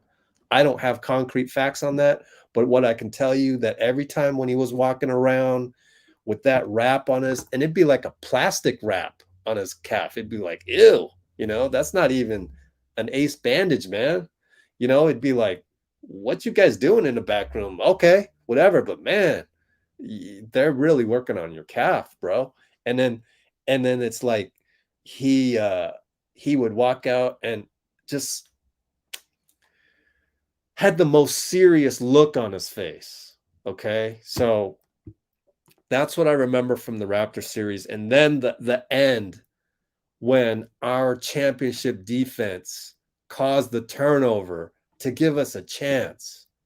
I think that just goes back to everybody, Sean, Andre, everybody, the big 3, but also Steve Kerr, man, the culture for his team, his squad, this entire culture to be able to give you a chance at the end, despite all odds. We don't have Klay and we don't have KD. We don't have 2 Hall of Famers, and we have a chance to steal Game 6 for him to pull that rabbit out of the hat. That's why I will never slander Kerr for any coaching decision. I mean, I want Kuminga to play, but am I here throwing Steve under the bus? Heck no, never. It's not about that. It's just this one little thing. And hey, Steve, if you don't feel like, if you don't agree with me, I'm okay with that. Because I'm here to learn. I'm here to be a student of the game. And quite frankly, you got way more championships than I do, even amateur championships. Like, you literally have more championships than I ever accrued in my career playing amateur tournaments and stuff. You know, I mean, it's close though. It's close. But I played a ton of them. It's not like, you know, Steve plays 182 game season and then, you know, the NBA finals. Those are his, you know, chances to win a trophy, win a ring. My chances to win a trophy is like, oh, I got this tournament in the month of May, then I got this other tournament in June, then another one in July, and another one in August. So I had my opportunities. But anyways, that's my long diatribe of appreciating this team. And it was brought upon by Steph right here, remembering the Toronto series 3 years ago. So let's go back. Been there at Oracle as well, so there's a lot going on. I don't really hard to like pick out exactly what you were feeling because it was all kind of mixed together. But you know, we lost the game. Klay goes down. He's probably gonna be out for a while. You're getting ready for the summer, trying to regroup and figure out what's gonna happen next year and all that. And I think it's 3 years ago, and all that we've been through, all that Klay's been through, personally since that time, and to be back here adds to the sense of gratitude of being back on the stage. That chapter will always be part of our journey for sure. Something we probably talk about for a very long time. And hopefully we can get this job done and pay homage to that 3-year journey, actually leading to something truly special. Ron Krejcik, San Francisco Chronicle. Rory's up 2, in case you're wondering. I'm sure. I was wondering. Thank you very much. I know it's my job.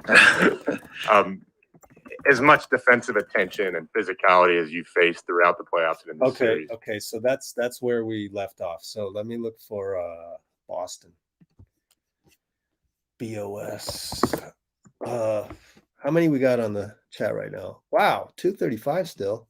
Okay. Everybody splash that like button. Hate to leave you guys.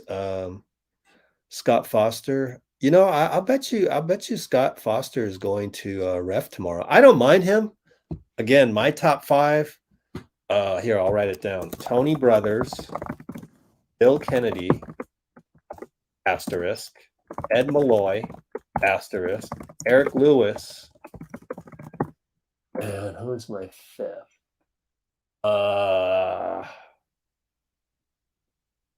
I guess Scott Foster is number 5. So here's my thing. Asterisk means they were not picked for the finals. I don't get it. Ed Malloy should be in there. Anyways, who were the ones that refed game 4? Kane Fitzgerald, James Capers, and some other guy. None of those top 5. What are you doing? 0 top 5 refs for a finals game. What are you doing? Or top 3 in my case. Tony Brothers, Eric Lewis, Scott Foster. Maybe Eric Lewis was one of them, maybe, but he had a bad game. So, anyways, yeah, Mark Davis. I don't really like Mark Davis. He's maybe but he's top 10. He's top 10. Mainly because you can talk to him, but the one time he slapped Draymond with the T real quick. And I was like, what? That's not usually what Mark Davis does. But Tony Brothers was there, I think, as well. I might have my facts wrong, but Tony Brothers was definitely there when they had the whole Jaylen Brown, uh, Draymond altercation, and Draymond pulled his shorts. That should have been a technical, honestly, but they thought better of it and they said, oh, okay, yeah, the first technical was weak, so we won't give a technical this time. And you know what? I mean, the result was great, but me being a former rec league commissioner, like I would teach my refs. I don't want to give technicals to guys paying money to play in a rec league game, right? But some of them do get out of hand.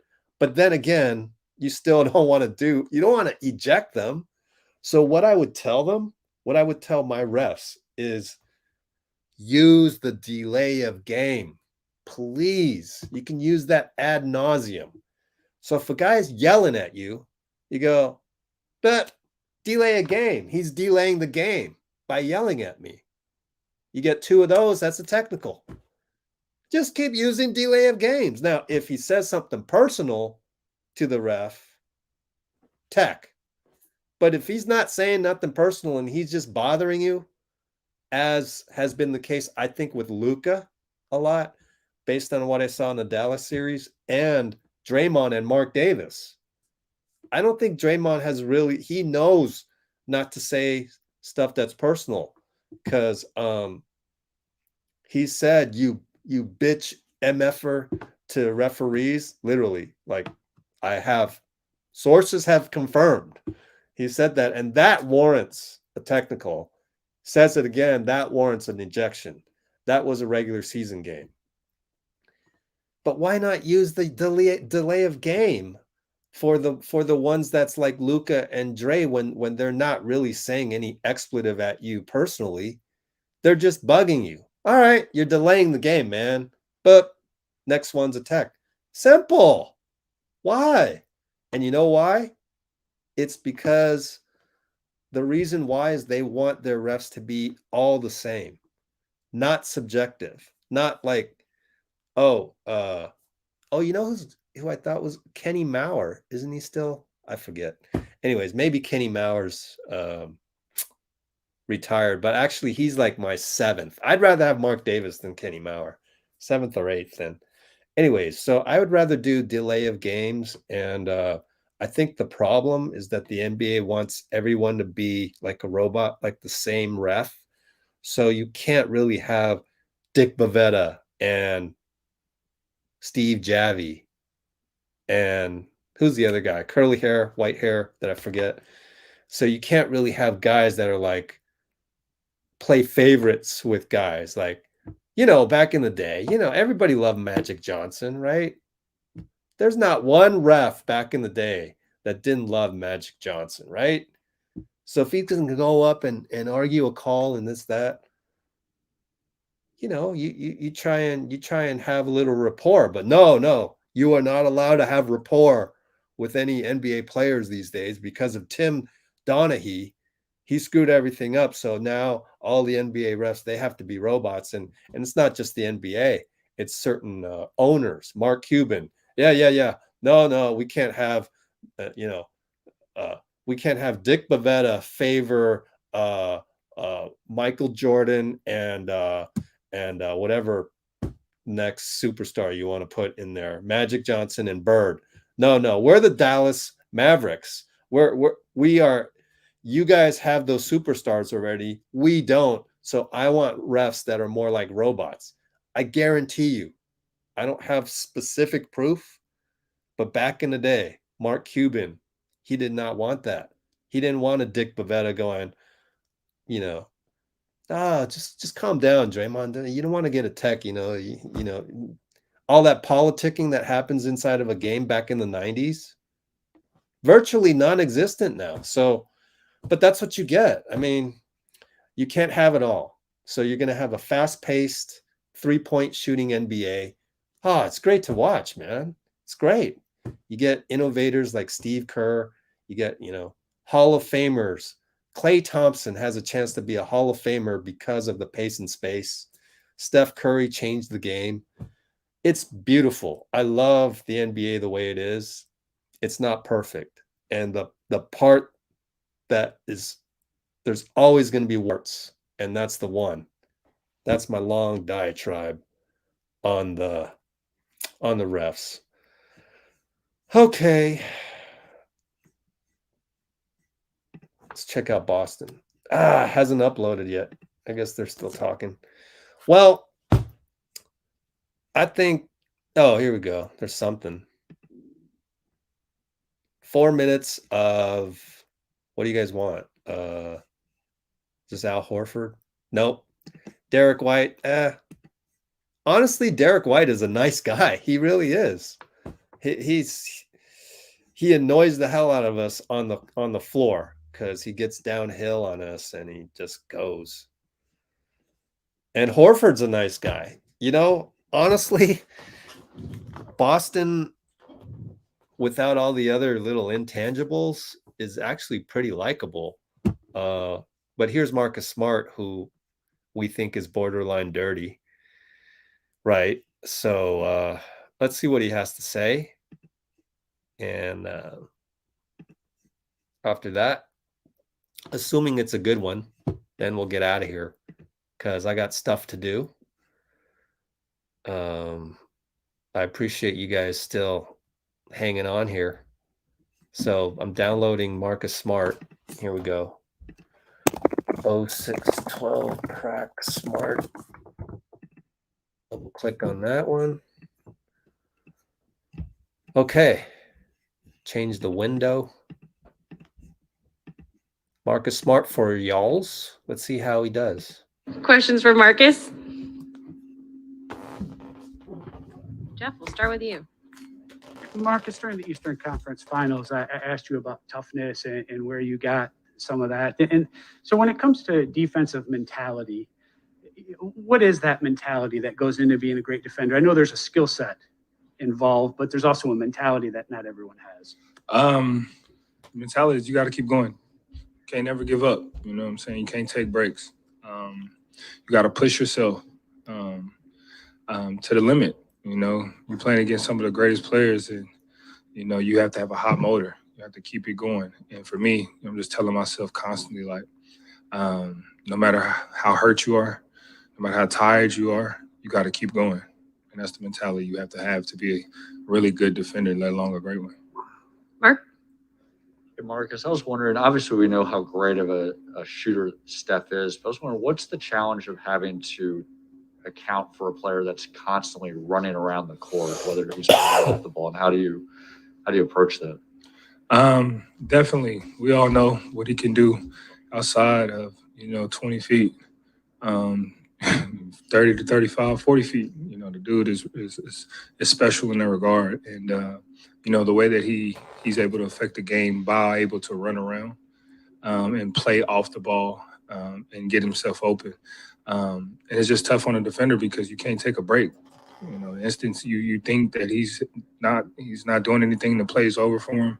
And that's when you get beaten. That's when you get burnt. And that's when that mentality comes in and you got to stay ready. You can't give up. You got to keep going. And so for him, he can affect the game at all levels, passing, playmaking, shooting the ball, scoring the ball. So he got the whole package, and you have to be able to guard every last thing he has. And not many players can do that. Not a lot of people, especially on that defensive end, likes to sit down and play defense. It's not fun. It's not glamorous at all. You're not going to get much of the credit. It's none of that. But you have to be willing to take that challenge and just go do it when you guard him. Marcus Omiyama, ESPN. For a defense that is vaunted like you guys, as good as you guys have been, what have these 48 hours been like for you guys after such a big game from Steph Curry? What's the emotions? Are you guys angry? Did you take it personally? What's it like? It's basketball. It happened. We let it happen, but it happened. We get an opportunity tomorrow to come out and make up for it. And that's all he is. He had a great game. You tip your hat off to him. He's a great player. But it's only one game, and we're on to the next one. Back to Jeff. Quick follow-up. You talk about that motor. How did you discover you had it? Well, for me, it was when I was a little kid, I had a lot of energy. just constantly going, couldn't sit still. And my mom was just like, she put me in every sport. I played football, I played basketball, I played soccer, I played baseball, a little bit of everything just to try to, wear me down for that. And then when she realized it's not working and I'm just still going, like the Energizer Bunny, she was like, listen, there's nothing I can do. And from then on, for me, it was just something that I adopted and really took on head on for me. It's what I pride myself on, just being able to keep going. Anything else? Thanks, Marcus. Thank you, guys.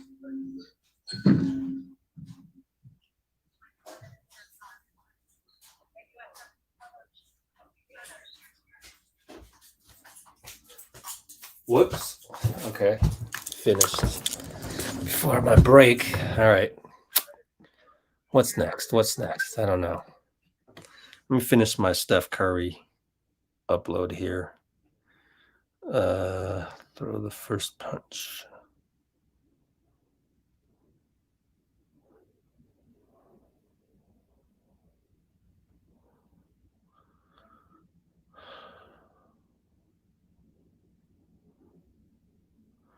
So that's kind of cool. I now want to do a compilation of I'm sure they're gonna all talk a little bit about Steph Curry a little bit heading into Game 5. I wonder what Al Horford said. Maybe let's just do Al Horford. No, let's do Derek White because he's got to cover Steph. Let's do Derek White. Let's see, who's this? Do they have Jason? No, Derek White. Let me see. Oh, 9 minutes. I bet you that's Jason. No, it's 9 minutes. Nearly 10 minutes of nobody sitting in the chair. So they must have screwed that one up. Yeah, they definitely did. Because that's the other room. Let me download Derek White. See what he had to say.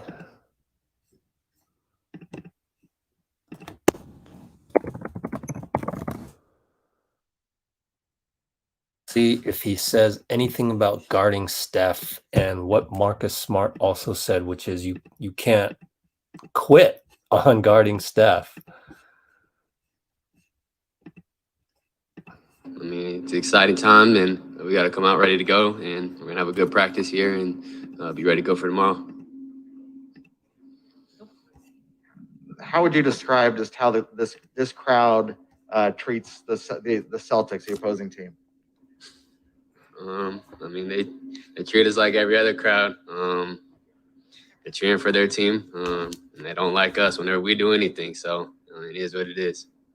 Danny's actually from S Sports. So Derek, we're here right now for the Game 5, and the crowd was amazing in TD Garden. But right now, what is the excitement what kind of a level of excitement that you're having as young crew for this very important game?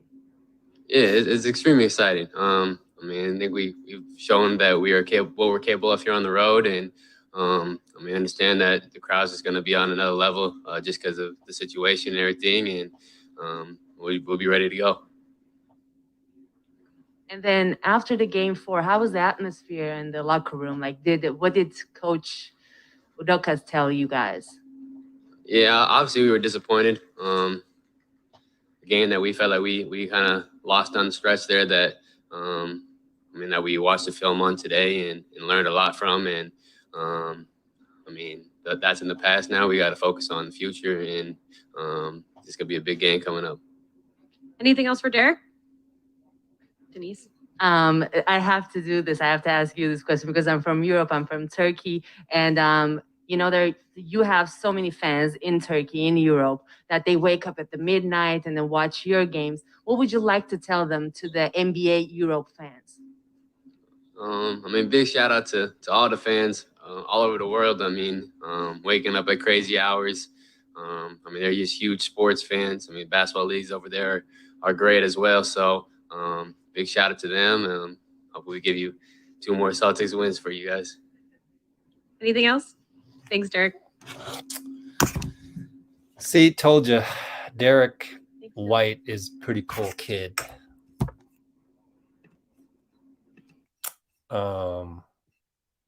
It's amazing he didn't get a D1 scholarship. I can't even believe that. Let's go see if there's the big boys, Jalen Udoka, and so on and so forth. Yes, they are here. I should have copied Al Horford. My bad. Darn it. Udoka.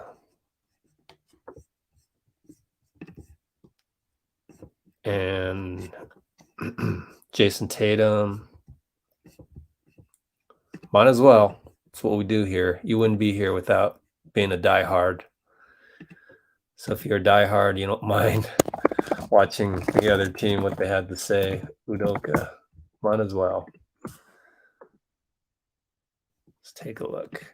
And then Jaylen Brown right after that.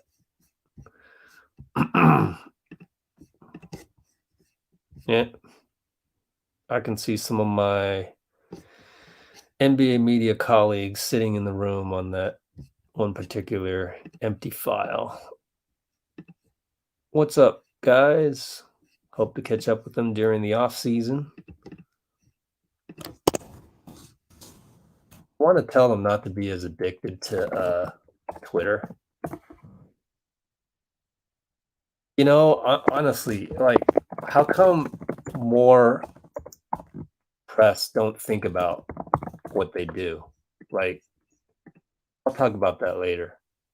But I talked about that at the beginning, which is all the FU Draymond chants. Like, if you're trying to put that on TikTok and get 1 million likes for that, I mean, you're almost glorifying that. So why not just skip it? Just don't do it. There's certain times when you have to know that something shouldn't be amplified. I mean, it's the only analogy I can think of is like when there's a mass shooting and they don't publicize the name of the shooter. It's kind of similar to that. Like, we're not here to glorify that dude, so don't be spreading his name out. And everybody kind of agrees. Same thing with this grotesque FU Draymond chant. Like, why rebroadcast that? Why post it on TikTok and try and get more? The only reason you post it on TikTok is to get more clicks, because you know that's where it's at these days. Posting stuff on TikTok gets more clicks. And I wish more media wouldn't do that. So I saw a picture of the media waiting in the room over there, and I haven't been with them in a while, and it's like, next time I see him, I'm gonna point that out. I'm sorry, I just am. That's just me. Like, I'm a righteous one. I'm sorry. Like, you got to know, man, sometimes you're addicted to that Bluebird app, and I don't think it helps.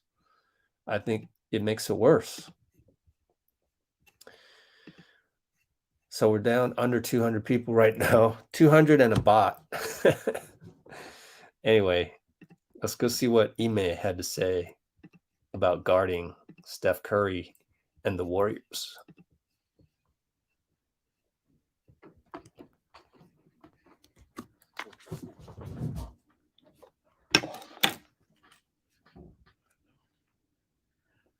Mark, back right. Mark Murphy, Boston Herald. Ime, how is Rob recovered? And did he ever talk to you about, it looked like he tweaked his knee pretty good in the game the other night. Did he ever talk to you guys about that? Yes, he mentioned it. He did not do a specific thing, so doesn't know when it happened. He just sprinted up and down one time after one possession, and it was bothering him a little bit, and that's why he asked to come out. So not a specific incident. We watched the film, and nothing stood out there, and obviously led to the blow by with Curry where he couldn't move great on that possession. But doing better, the day off, the rest equal with today and tomorrow. And optimistic he'll be good to go, but we'll test it before the game as usual. You've stayed in some variation of drop coverage pretty much for the most part against Steph. with your bigs, are they supposed to be reading like what spot on the floor they're supposed to be just because it's that spot on the floor? Or do you want them to read where the screen level is and react to that more so? A little bit of both. We want them above 3-point line, at 3-point line at the lowest. We're leaving it up to our guards, a lot of responsibility where they want to pick him up in pressure and mix up his pickup point. Understanding they can mix some unders that have been quite successful against him if it's high enough. If not, force him in and rear view contest and get the onus on those guys more than anything. Their bigs aren't really getting out quick rolling, so we can show a crowd there. And they're really trying to set the screens and free them up as much as possible, more so than rolling, so our bigs don't have to worry about dropping. Man, that just makes me want Wiseman back so quick, right? Fall out of the sky onto his back, I think, in the fourth quarter. I'm just checking to see if he's okay. And then do you feel like you need more out of Tatum? With the Marcus play, I think you're referring to the Jalen transition where he got the basket and Marcus got the free throw, put us up 5. He got pushed and they called the foul, and he's okay though. Hasn't mentioned anything and played the rest of the game as far as that. With Jason, it's sometimes you equate missing shots to playing poorly.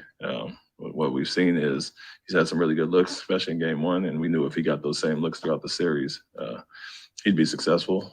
They are trying to take him out, guard him with 2 at times, and don't want to give him specific matchups. And at times, he has to be the playmaker. And so in the 2 wins, he's had 13 and 9 assists, and he's getting 11 in those, and I think he's down around 5 in the losses. And so don't really equate the numbers of how he's shooting, more so the result of him making the play and making the right read. And so at times it can get frustrating, them trying to take you out, but understanding how it loosen everything up just by making the right play. And we've seen that at times with him hitting Derek and Marcus and our bigs in the pocket and having the numbers behind to get some really easy baskets. And so take your spots to be aggressive when you have the matchup you like.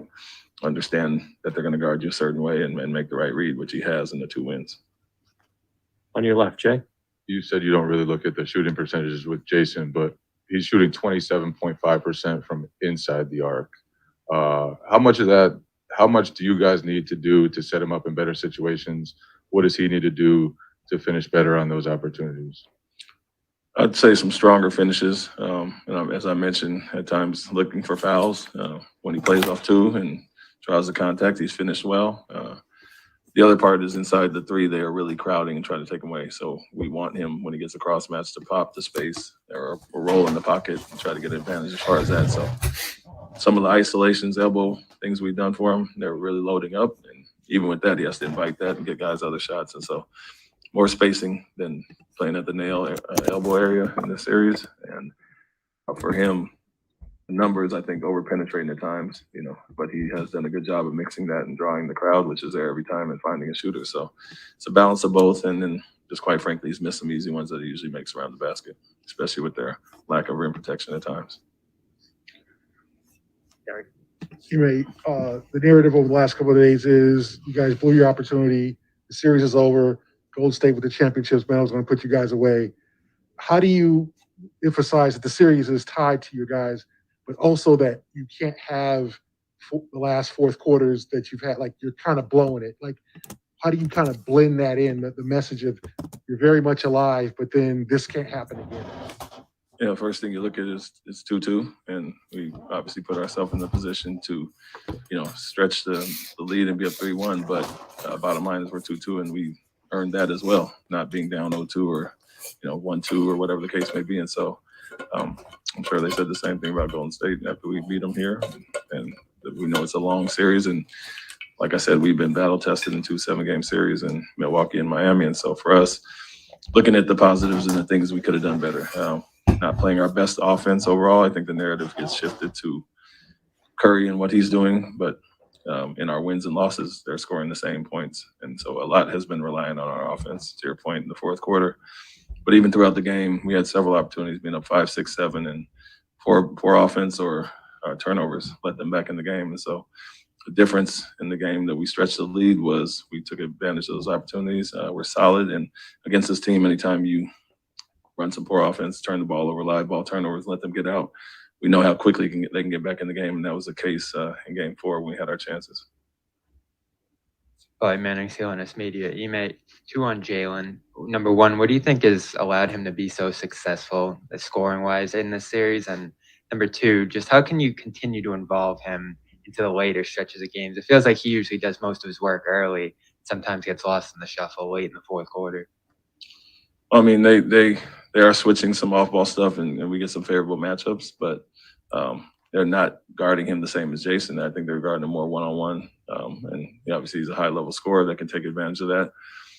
Putting Green on him on the perimeter a little bit, I think, takes Green out of his comfort zone, and he's one of their best help defenders, so he's had some advantages there where they don't like to switch off ball. And to your point, he's got it going early in the game. It's a balance and a mix. I think ideally we like to have Jason and Jalen both rolling at the same time. And so it's a mix of going to the guy that's being aggressive and scoring and getting the others involved as well. And I think that's obviously when we're at our best, if you've seen throughout the year, when they're in their high 20s or 30s together.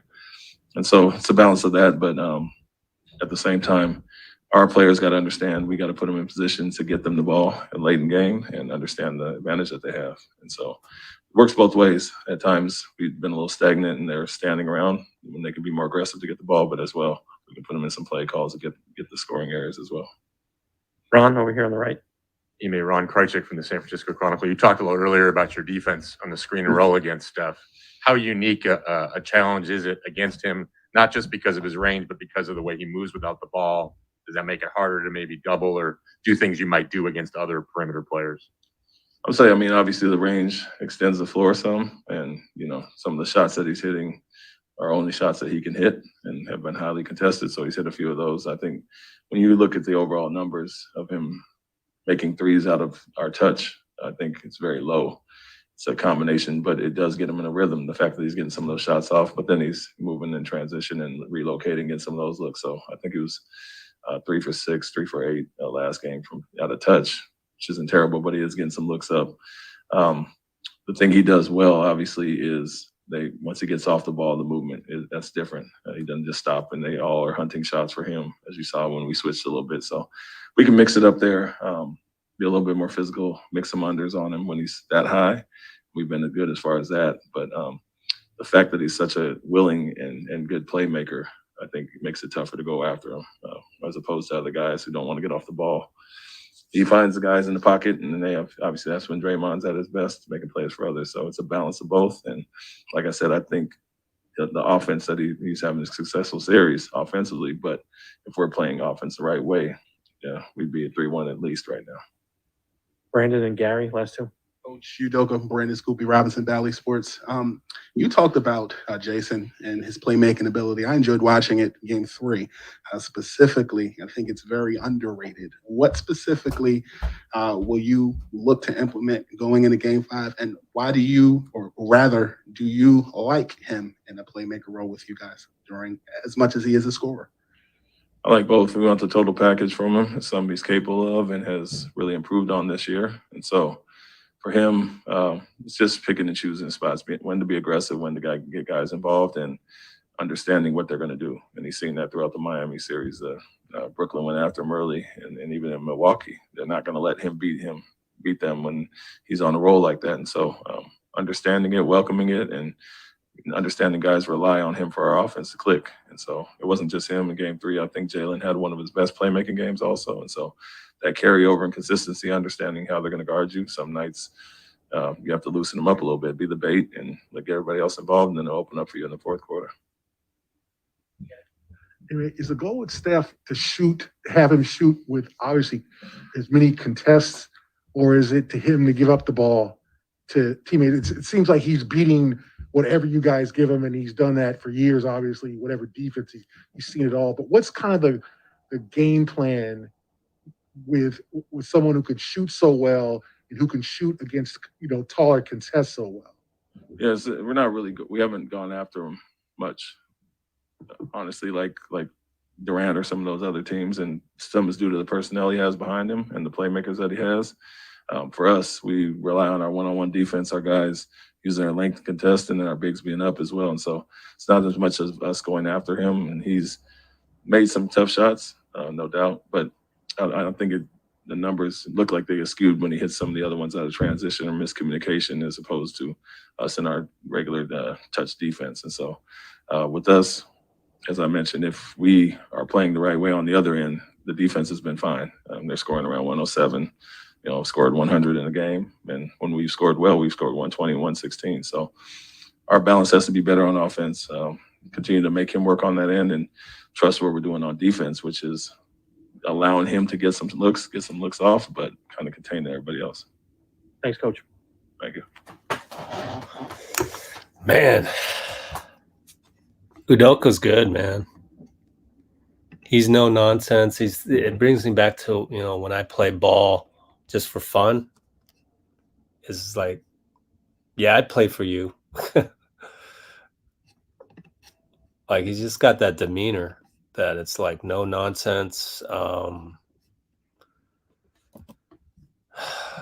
even keeled, yet stern. And I really like it. It's very, an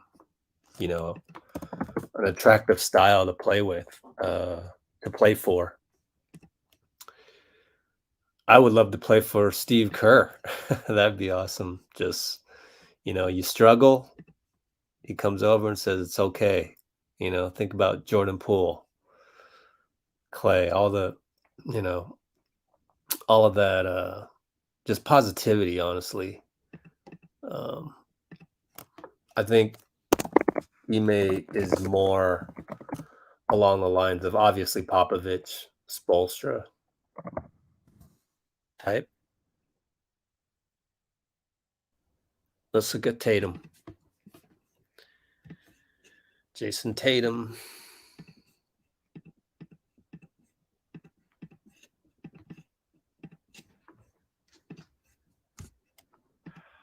Questions for Jason? Oh, maybe we should do a drawing right now. Yeah, Celtics fans. So, not to get into that too much, but because I kind of went through that already earlier and chided them already. But it's not all of them. It's just the ones, because I was even told by sources that were at the game. I was even told that some Celtics fans will come up to you and say, hey, hope you have a good game and all of that. And so it's definitely those bad apples.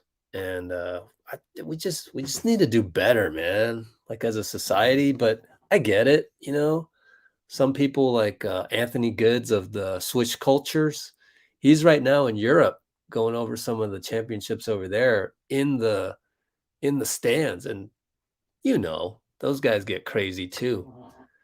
But I mean, I don't know. It's a tough one. I just wish we're supposed to have evolved as a species.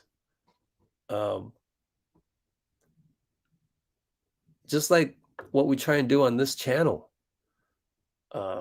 Eliminate bullyism. Just completely eliminate it. Why do we need that? So, yeah, it's, sort of highly evolved. Maybe that's not as fun for some people, but anytime there's the potential to get bullied, you don't feel safe.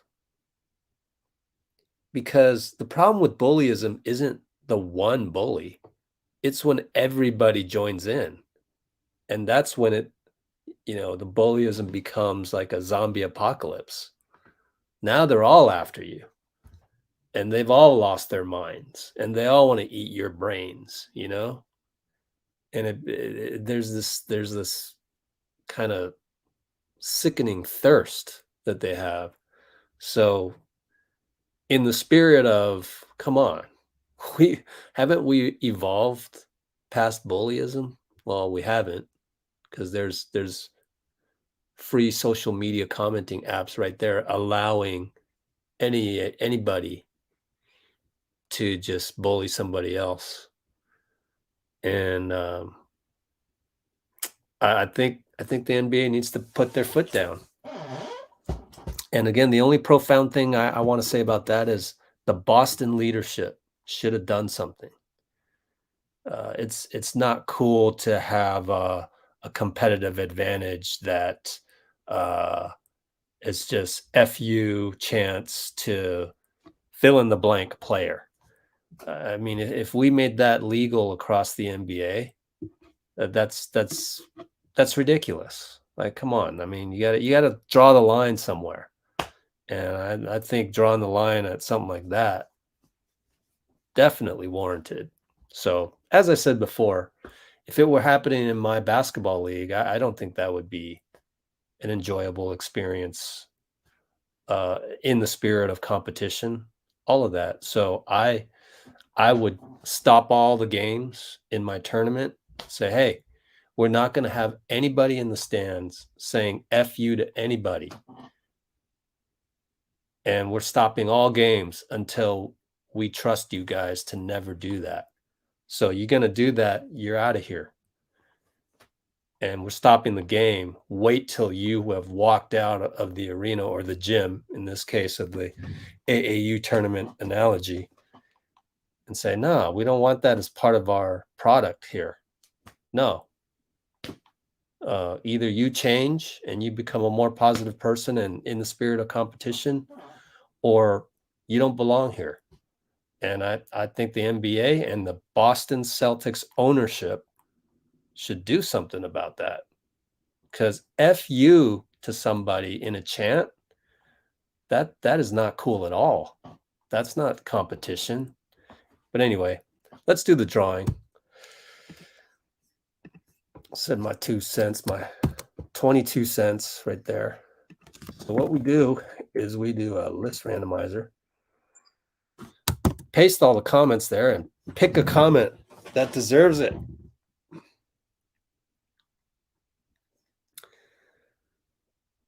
Let's see. I don't even know about that. Okay, I don't see anything really all that great right there.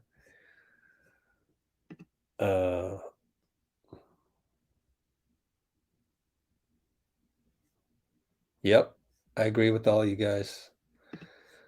Front office should say something. That's F you to anybody in a chant. I mean, I think the line is ref you suck. That's SUCK. That's still acceptable, I believe. I mean, if you got rid of that, okay, fine. I wouldn't mind it. But the F word to somebody, that's I got to draw a line, man. Got to draw a line at that point. And the only way for a crowd to listen to somebody, who are they going to listen to?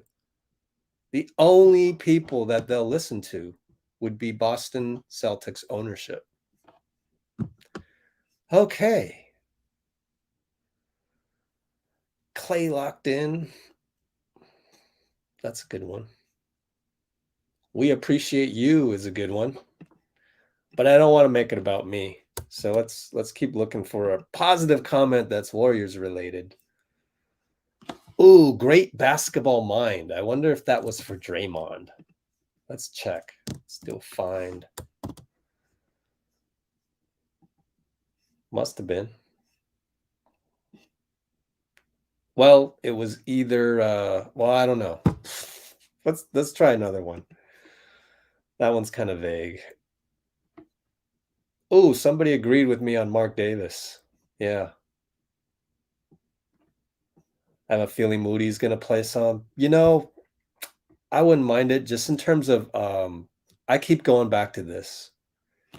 In 2023, in let's call it not 365 days from now, but in 320 days from now, we're going to need Moody and Kuminga in the 2023 playoffs. We are.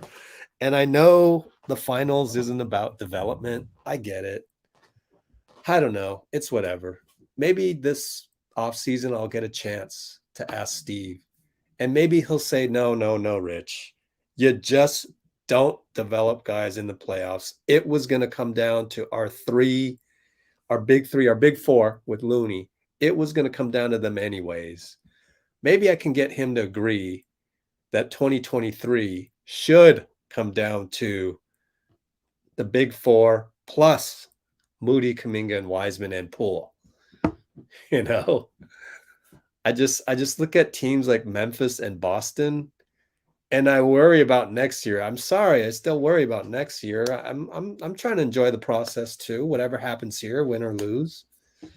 So if you're going to play Moody in the 2023 playoffs, if you're more so Kuminga to me, the matchup against Boston, it can be argued. Moody maybe, because he plays like a mature wing. So one or the other. I already made the case for Kuminga, so we're gonna need him, but we're gonna need him in 2023. But whatever you say, Steve, man, I'm not here to undermine his job. So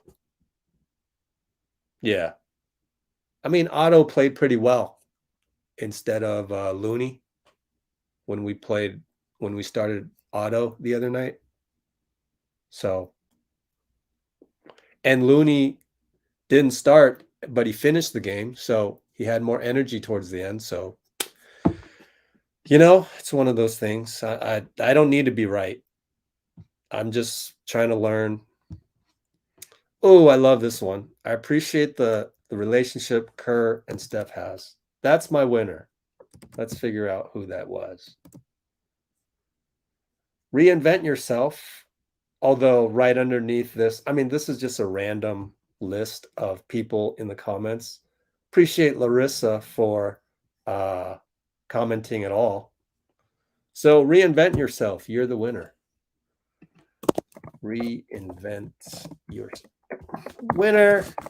So let me write that down so that we can come back to him. In fact, today, Big Heck didn't even know he had won last game and had to tell him.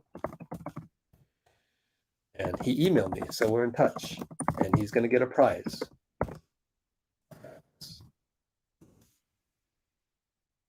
So if you're out there, please email me. That's the Warriors. Let me know.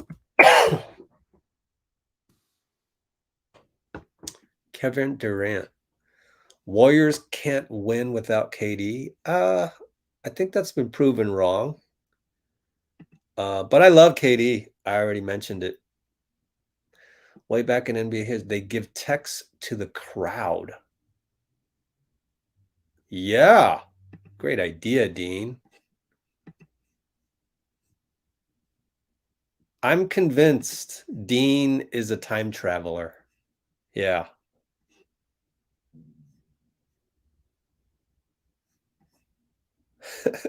Dean is thanks, Calvin. Thanks, Brandy. Thanks, Eugenia, Braden, all you guys, Bavi. And then I have on my StreamYard comments, I have a whole bunch of bot spam comments that were deleted on the YouTube version, thank goodness. But okay, let's continue. Jay Tatum. What am I doing? Okay, Rob, over here on the second do row this. on the left. I forgot. By Mannix Honest Media. Jason, you and Jalen have been working on connection offensively throughout this year. But in crunch time, it feels like sometimes Jalen gets lost in the shuffle a little bit. He starts games hot, finishes them kind of getting lost a little bit there. Just use the playmaker. What kind of things are you looking to get him involved, especially late in games? Yeah, that's just something we gotta be better as a team. You know, knowing who's on the floor, you know what we trying to take advantage of, and you know how to put guys in the best position. You know, for them to be the best version of themselves. And then that's something that we just continually talk about. You know, from game to game after we watch film. Okay. Jason, you know, the narrative shift after every game, and now it's you guys blew it. Golden State's going to close it out. They got championship medal.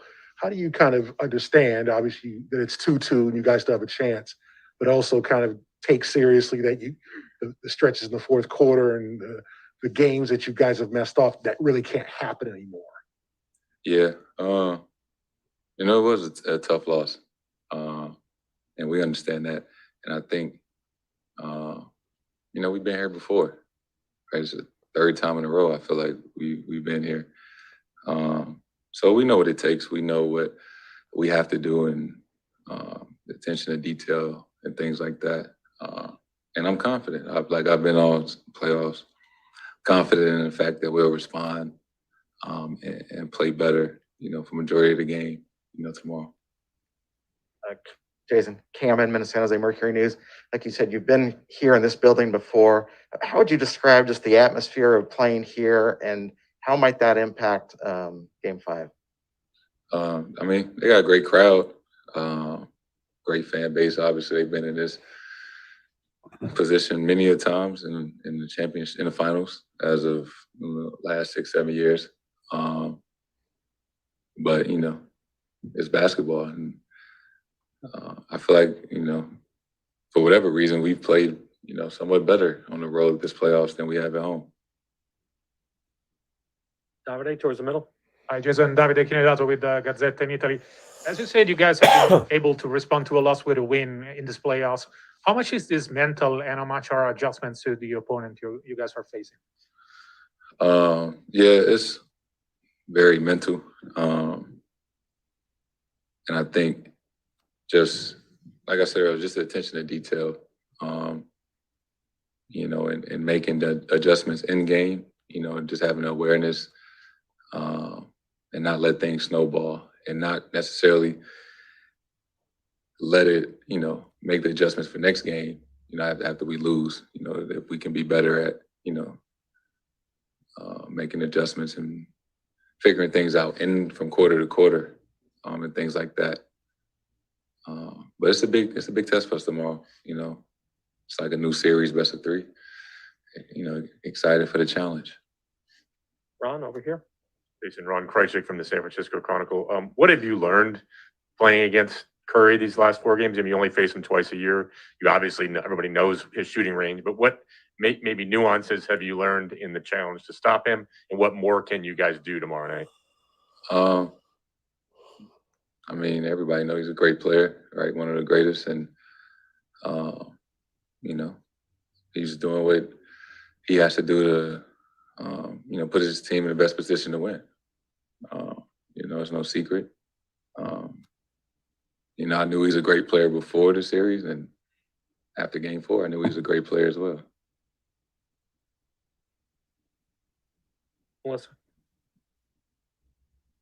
Melissa Rowland, Fox Sports. Obviously, your first time in the NBA Finals. I'm curious, as this series has gone on, what's the biggest thing that you've learned about yourself and also about your team? Honestly,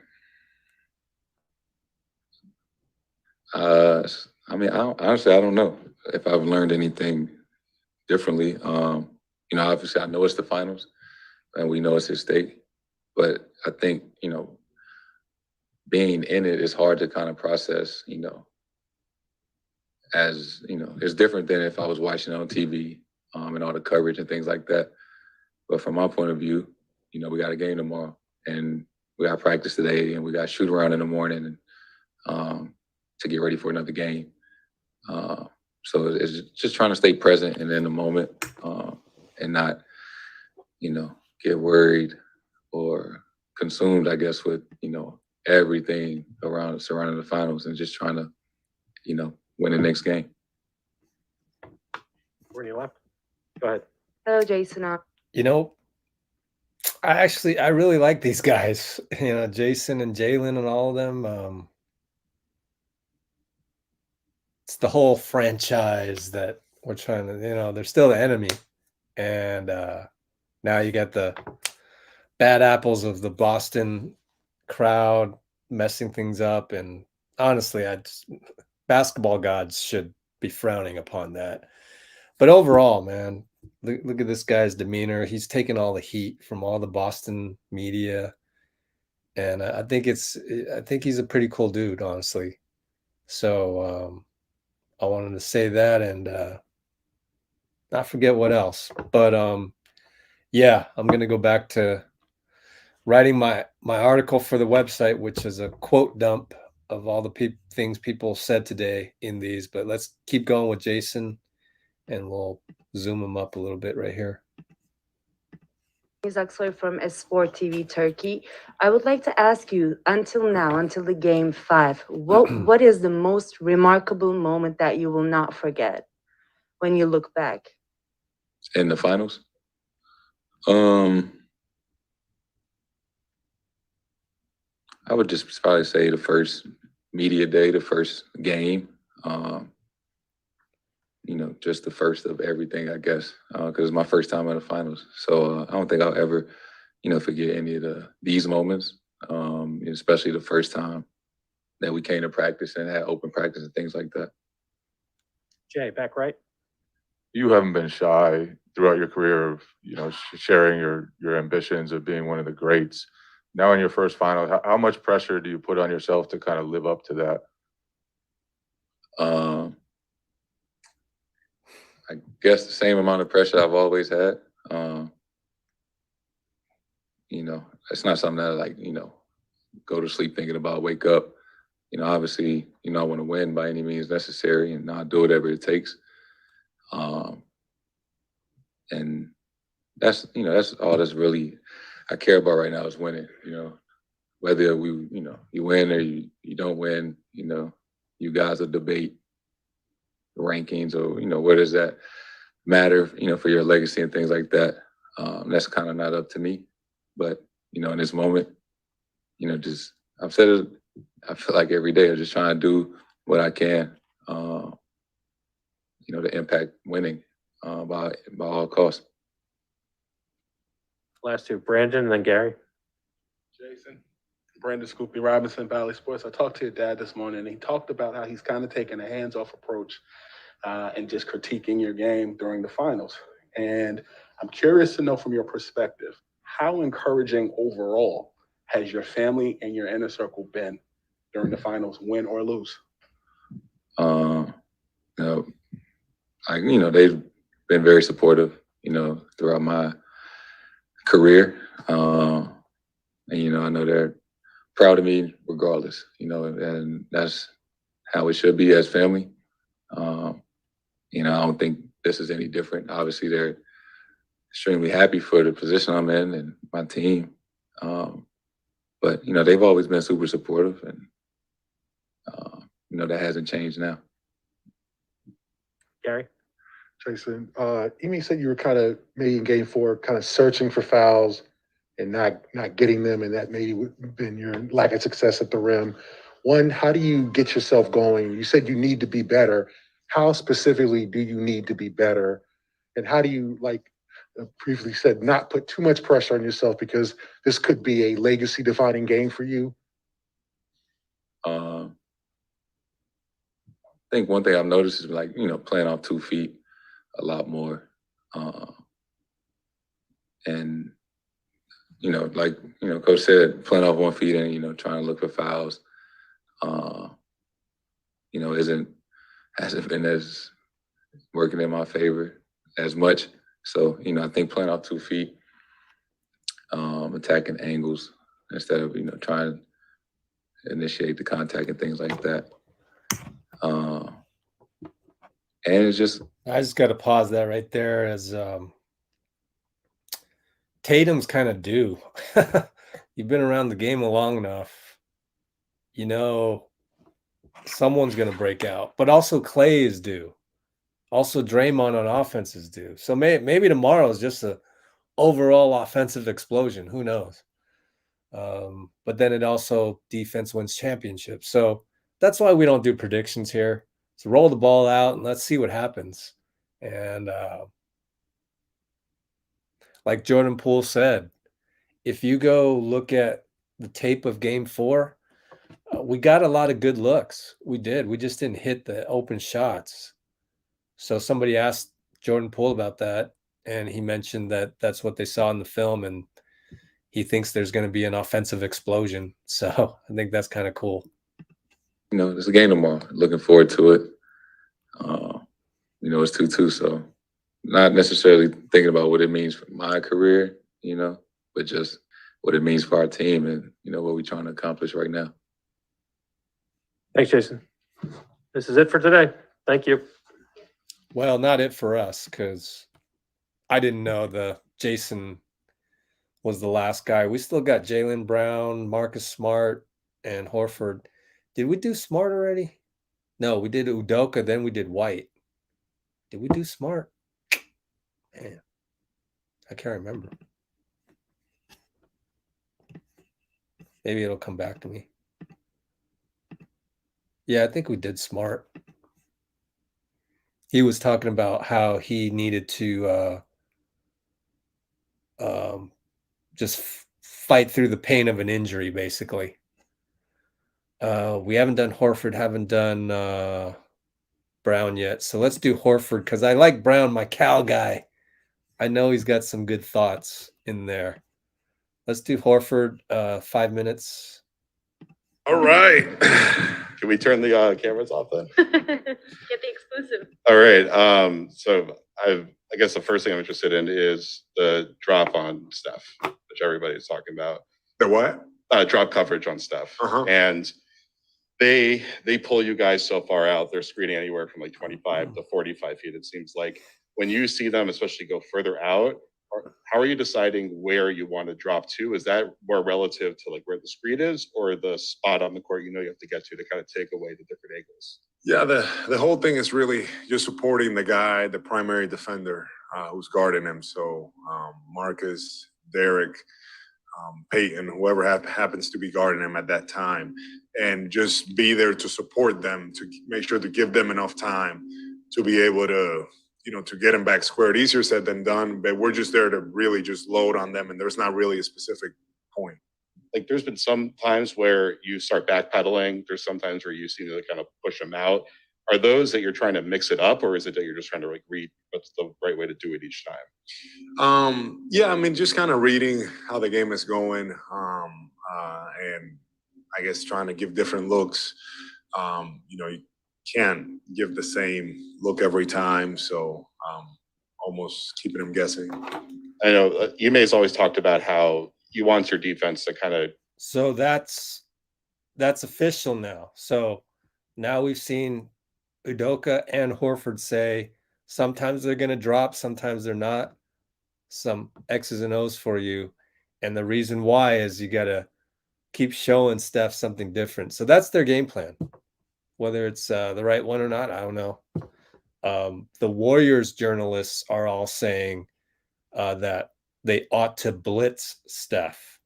But we know what Steph can do when he's blitzed. So, and I think when you have a defense like the Celtics that's very long and athletic, and you got Robert Williams in the back there to clean up anything at the last moment, I think you can afford to do that. Whereas the Toronto Raptors in 2019, they had their own style, their own culture, their own, you know, I mean, they had Serge Ibaka back there, but I think Robert Williams is a little bit quicker than Ibaka at the last moment of getting shot blocks. I'm just thinking out loud. So I think that's kind of cool how we're uncovering kind of the stuff, and then tomorrow in Game 5, you get to see these guys execute their respective game plans. Grind out the opponent, and you guys win that war of attrition over time. Does staying in that drop coverage instead of you guys switching onto him or blitzing or showing hard, does that help you guys try to maintain energy so you think you might have the advantage late in games? I don't know. I just think that's, you know, the way that, you know, coach has wanted us to play. You know, we're the type of team that we have the ability to do different things defensively because I feel like we have the personnel. But to your point right now, that's we feel like that's what's best for us right now. Put a Dan right here. Hi, Al. Dan Roach from WBZ. Just kind of your thoughts coming out here after a back and forth. You guys are 7-0 after a loss. They're 6-0. Why is it so hard for the team that wins to have that response? And how psyched are you guys to kind of get it done here in Game 5? You know, our group is you know, just very resilient. And I feel like anytime that our backs are against the wall, you know, we feel like we need to respond, and that's the situation that we're facing in right now. Obviously, this is you know, it's going to be a tough environment here tomorrow, but it's a challenge to, you know, that we're very excited to take on. When you look back on Game 4, you've been at this a long time now. How do you take what Curry did and maybe take that attitude of, guys, hey, this was once a generational type of player, and look what he did. We're still right there into the rest of the series here. Yeah, you know, absolutely. Always keeping the perspective and understanding that he had a great game, but also there was a lot of things that we could have done better as a group. And the one thing about our group is, you know, we're learning through this whole process, and we're learning how to win, and we're learning how to be better. And we had a really good film session, and we're expecting to, you know, have a much better game tomorrow. What do you think you need to do better down the stretch and in Game 5 than you did in Game 4? Yeah, I mean, it's just continuing to play, you know, the way that what got us to that point, and it's really making sure that we have good ball movement on offense, and continuing to be solid on the defensive end. I feel like if we do those two things, that puts us in the best position. Just final thought. I asked Grant this. Are you able to, have you enjoyed this, or is it just so exhausting trying to win that you haven't had the time? What's it been like for you? Grant said, yeah, I look around. The best part is being together as a team. What's it been like for you? Oh yeah, no. You have to enjoy these moments. You know, I've enjoyed since the first day that we got out here to San Francisco the first time. So really taking it all in. You know, just enjoying this time with the guys, and making the most of it. And what's it been like with your family? It's been great. You know, so also seeing them going through this, and being able to be in these positions, it's been a lot of fun for us. Have you heard from Ortiz and everyone in the Dominican over this run? Yeah, no, a lot of people over there watching it, supporting. You know, just people very happy, pulling for the Celtics in Dominican, very, very Celtic heavy over there, and I can't wait to get out there after the season. Thank you. All right. Thanks, Al. Yeah, we got the Dominican Republic against us as well, because they're all rooting for the Celtics because of Horford.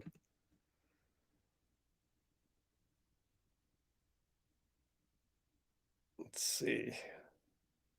Just take it easy with the caps, Brandy. Jeez. All caps. All right. Last one, Jaylen Brown. And then we've done all of them in this 2.5 hours. Golly. But that's what I do, huh? I have fun. I love this. I love this stuff. So if you want to be here with me looking at a freaking Horford interview and a Jaylen Brown interview this late on a Sunday, then you're at the right place. This is what we do, and it's fun.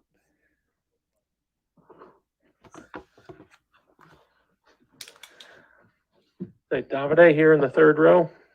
Third row. No, one row up. Davide, put your hand up, please. Thank you. Hi, Jalen. Davide Chinellato with Gazzetta in Italy. This is your first time at the finals. How much it has become routine for you being in Game 5, and how much you're still dealing with, I'm at the finals for the first time in my career? I don't know. That's a good question. I don't really got nothing to compare it to, so I kind of just live in the moment, take it one step at a time, you know, try to get myself composed so I can get my teammates and composed and just come out and try to execute the game plan. That's it. When you left. By Manic CLNS Media. Jalen, I know you talk a lot about just playing basketball, going with the flow, but when it comes to crunch time and you guys need to get a bucket there. Is there an onus that the coaching staff's putting on you to go get the ball? Because it feels like you have a lot of success early in games attacking, being aggressive, and then late in games sometimes getting lost in the shuffle. Not necessarily. We at times we get a little disorganized and when in crunch time and get a little sped up. And at times I do need to take the onus and get us more organized and get us more space and a little bit more composed. And that's a part of my growth as a basketball player and my maturity and things like that. Can't put everything on the coaching staff or on the floor. So at times somebody got to be get everybody square, get everybody level-headed, and be a little bit more composed. But we just got to be better as a group overall in those moments, and just take our time a little bit and just be a little bit more poised. Ron over here on the right. Jalen, Ron Krejcik from the San Francisco Chronicle. You obviously only play the Warriors twice a year in the regular season. Having played them 4 in a row now, what have you sort of learned about the challenge of containing Steph and the unique sort of challenge he presents? Yeah, Steph Curry is really good. And if you guys haven't noticed, yeah, he can shoot the ball unbelievably. Even watching it, playing against it, even in the finals, I feel like he's taking it up a notch a little bit. He had a hell of a performance in Game 4, and we gotta respond to that. We gotta do even more of a better job, and we gotta be even more focused on the details because obviously, Steph Curry is a hell of a player. It's the follow-up question to that. Be more focused, attention to detail. There's no room for error, no room for doubt, and we could be better in that regard. Jalen, what's going on? What's up, boss? Brother Brandon Scoopy Robinson, Valley Sports. What's the word of the day going into Game 5? That's a great question. The word of the day, focus. I think focus is something that for us is different from game to game, and it's almost human nature. When our backs is against the wall a little bit, we play with a little bit more focus and determination and intensity. And sometimes when we're a little too comfortable. So I would like our focus to be intense, and I would like our focus to be at a high level coming into Game 5. Jay, back right.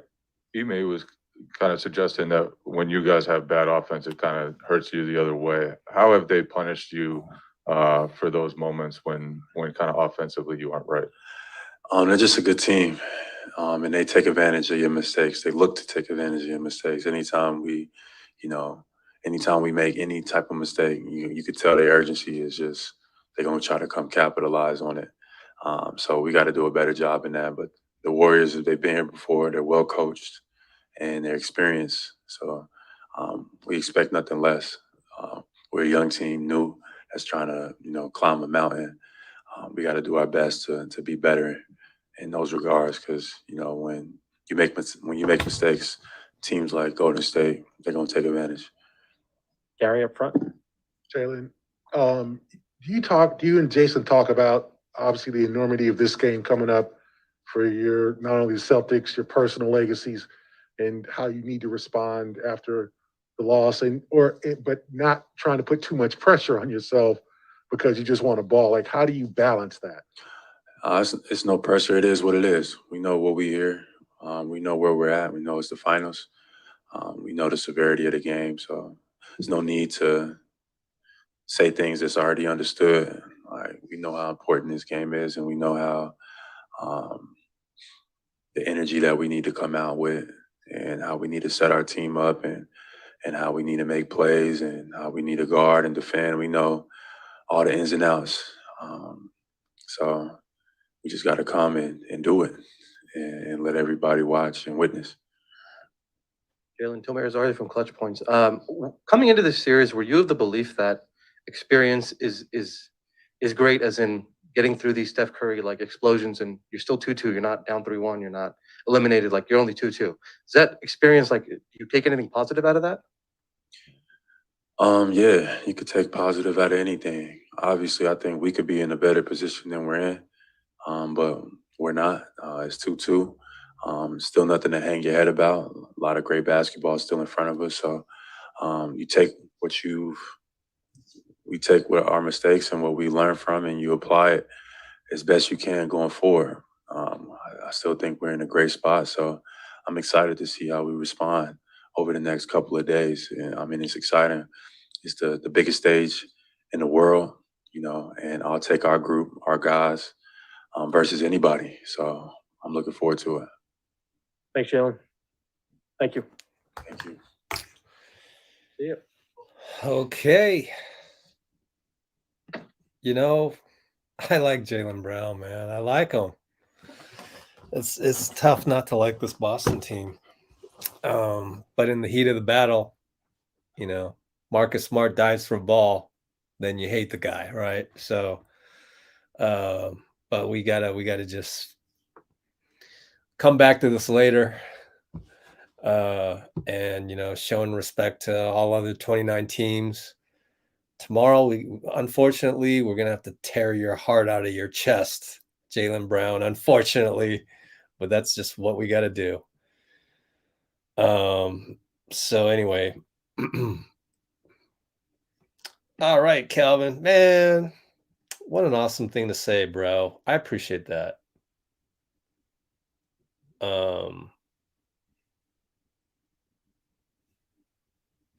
Okay, let's answer some questions in there. Let's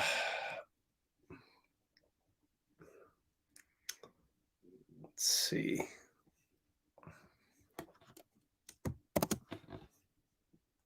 Yeah, isn't it kind of cool? Just getting back to Calvin's comment right here. By the way, I got the lucky 49ers lanyard on still. Just closing things out here. Yeah, I'm gonna tweet this. We're nearly 3 hours. Wow, nearly 3 hours of live chatting on an off day. Join us as we wrap things up heading into game 5 with our reflections from what everybody said today. Warriors, Celtics, NBA Finals. Add an image. I mean, for Calvin to say that, it just gives me the energy to keep going. And it's just super enjoyable. Join us on Let's Go Warriors YouTube channel. Copy and paste that verbiage so I can put it on Instagram. Copy and paste the URL, which I actually did already. Okay, so thanks for giving me some time to do that. Tweet that. What other media is still on right now? Nobody. So I'm gonna do what I can on that. So I retweeted that. And right here. Save photo.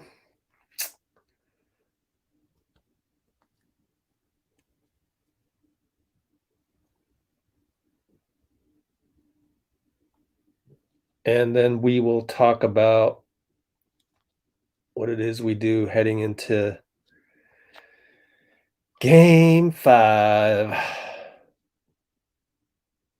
Yeah, so I wanted to show you one last thing. And believe it or not, I think Stephen A. Smith actually said something smart today. Let me go show you what that is.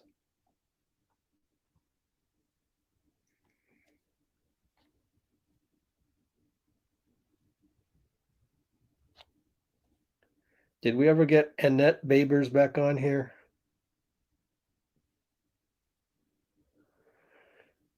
If you're watching Annette, kudos. I talked to your sister today.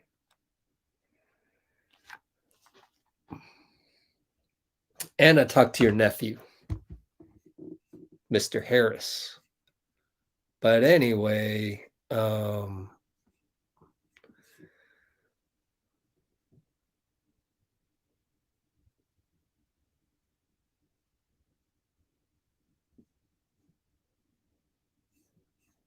man, certain people in media are just so addicted to Twitter. Golly. Thanks, Bruce, for getting the bot out of here. All right. Yeah, Boston fans are trash. Well, not all of them, just the bad apples. So, okay, let's go show you one thing I thought was actually pretty accurate on Stephen A. Smith. What? I know. I couldn't believe it. I wish it wasn't him, but it was him. Let's pull him up. Here's Klay. I already have this on our channel. So if you want to go to our channel, go to the Klay playlist. That one's there. Here's the Stephen A. Smith one that I actually agree with. Let's listen to it. They were winning. You're right. Teams. Here we go. He's had his podcast for over a year. We didn't say anything before. They were winning teams throughout the season. We didn't say anything then. You know, they won their first round series against Denver. They had to go against, you know, Memphis and Dallas. We didn't say it then. We brought it up once the Boston Celtics showed up. Boston is different. And I ain't talking about the team. I'm talking about the city. I'm talking about the fans. These people are as rabid as they come. They know their game. They are accustomed to championships, and they will do anything that it takes to knock you off your game. F Draymond chance. Listen, they'll talk about your children if you let them. They'll get away with anything. Any weakness, any kind of him going to the post or mentioning that, you know what, he had his kid with them and they were making these chants. Oh, they'll do it again. Whatever it takes for them to walk away with being able to hang another banner in those rafters. If you're going to go against that Boston crowd, you got to be a Steph Curry. You got to have the capabilities of a Klay Thompson. You can't be a guy that's averaging 5 and 6 and think that's going to mess with them. No. That's fodder for that crowd. He was humbled because he realized, damn, this is an entirely different atmosphere than I ever thought possible. And he bit off more than he could chew. So, I'm actually going to agree with Stephen A. Finally, some actual journalism by the man who has a funny way of saying things and giving a serious face. It's very entertaining. But 90% of the time, Stephen A. has lost that. You know, it's the ESPN money. I mean, it's the glory, it's the fame, it's being in front of millions on national TV. Kudos to you, man. That was your dream. You achieved it. Kudos to you. But lost in that shuffle is actual journalism sometimes, because you're paid and you're praised when you say something ridiculous and then make the face. Okay? That's all fine and dandy. But this one time you actually did some journalism. You actually found out that you were there, though. So you found out that Draymond was humble. But you were there. You were right there to see it. I wasn't. So I was here fishing for things. I was like, I still think, though, that Draymond being 32 rather than 26, I mean, we did see, but maybe he purposely didn't hit the turbo boost button.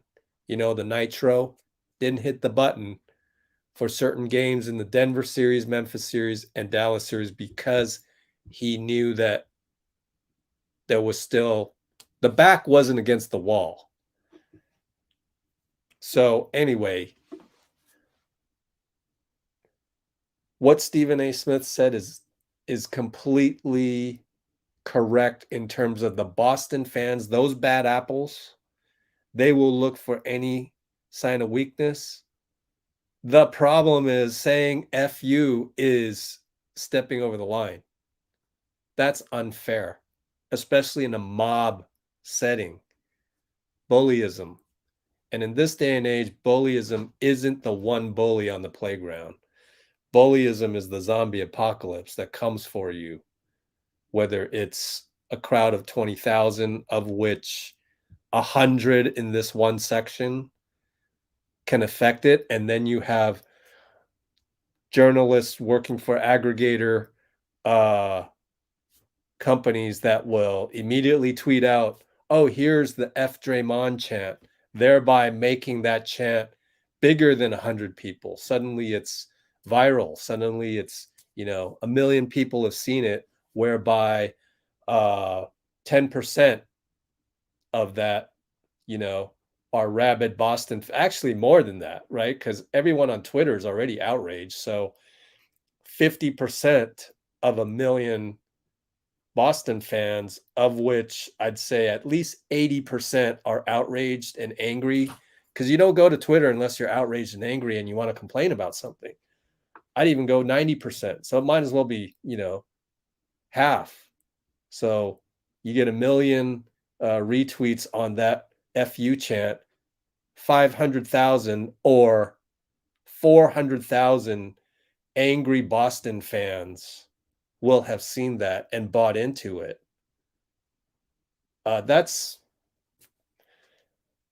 what I call an unfair competitive advantage. You talk about unfair competitive advantages for the Warriors in terms of having Chase Center and being able to pay luxury tax and salaries, because we make $4 million a week off of concerts in profit alone. Green money, 4 million right there, times 50 weeks a year, and we're talking, that's a low estimate back in the napkin. That's at least $200 million in cash right there for you to then wire to the NBA in terms of luxury taxes. But that's our competitive advantage. I can't say those words together. And that was achieved fairly. For you to have a competitive advantage by saying F you to somebody in a chant, and then for the world to know, because certain journalists only want retweets and clicks, and they're not thinking that they're glorifying this bad behavior.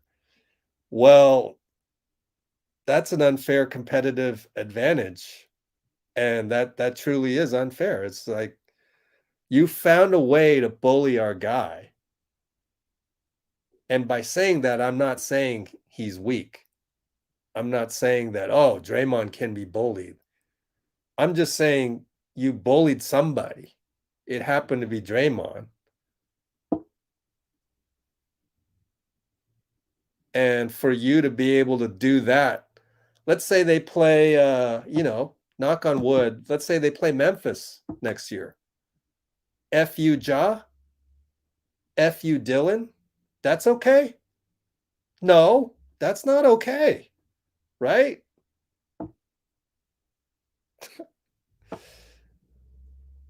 So I wanted to just kind of talk about Draymond as we end this.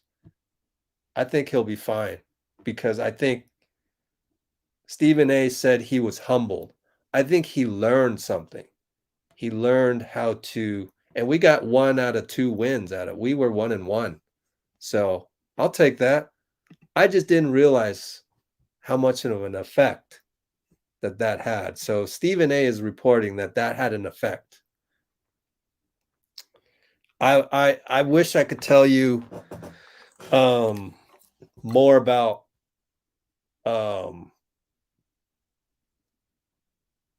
more about why I agree, but I got to keep that under wraps for a little bit. But overall, that classiness that Boston is using as a weapon, that's not right. That's not right at all. We're supposed to have evolved as a society.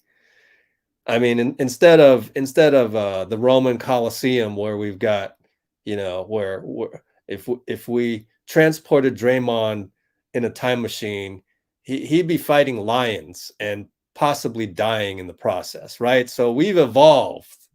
We have evolved in terms of that. Now we can have competition where people actually don't get killed and maimed, and we don't need to go and capture lions out of the wild and put them in the Coliseum. So we're trying to throw an orange ball into or a brown ball into an orange hoop, and devising all these different ways on how to do that. We've evolved, but this whole FU part, that's a step backwards. And it's sad to me that young men, I'd be shocked if did a woman start the FU Draymond chant? I highly doubt it, because women are a lot more thoughtful than men. They're a lot more mindful. They're a lot more, they've already been trained by the evils of society. They're stronger than men, honestly, from a mental standpoint. So kudos. But I'm pretty sure some young adolescent male. I have tape of who was it? I think it was Charlie Walter of KPIX.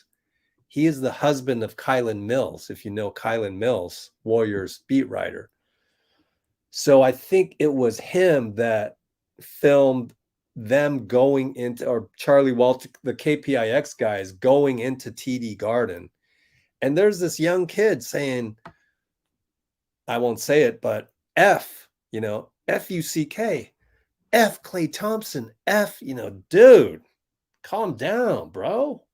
Like, he's angrily yelling that to the KPIX camera, assuming it was KPIX, it was somebody.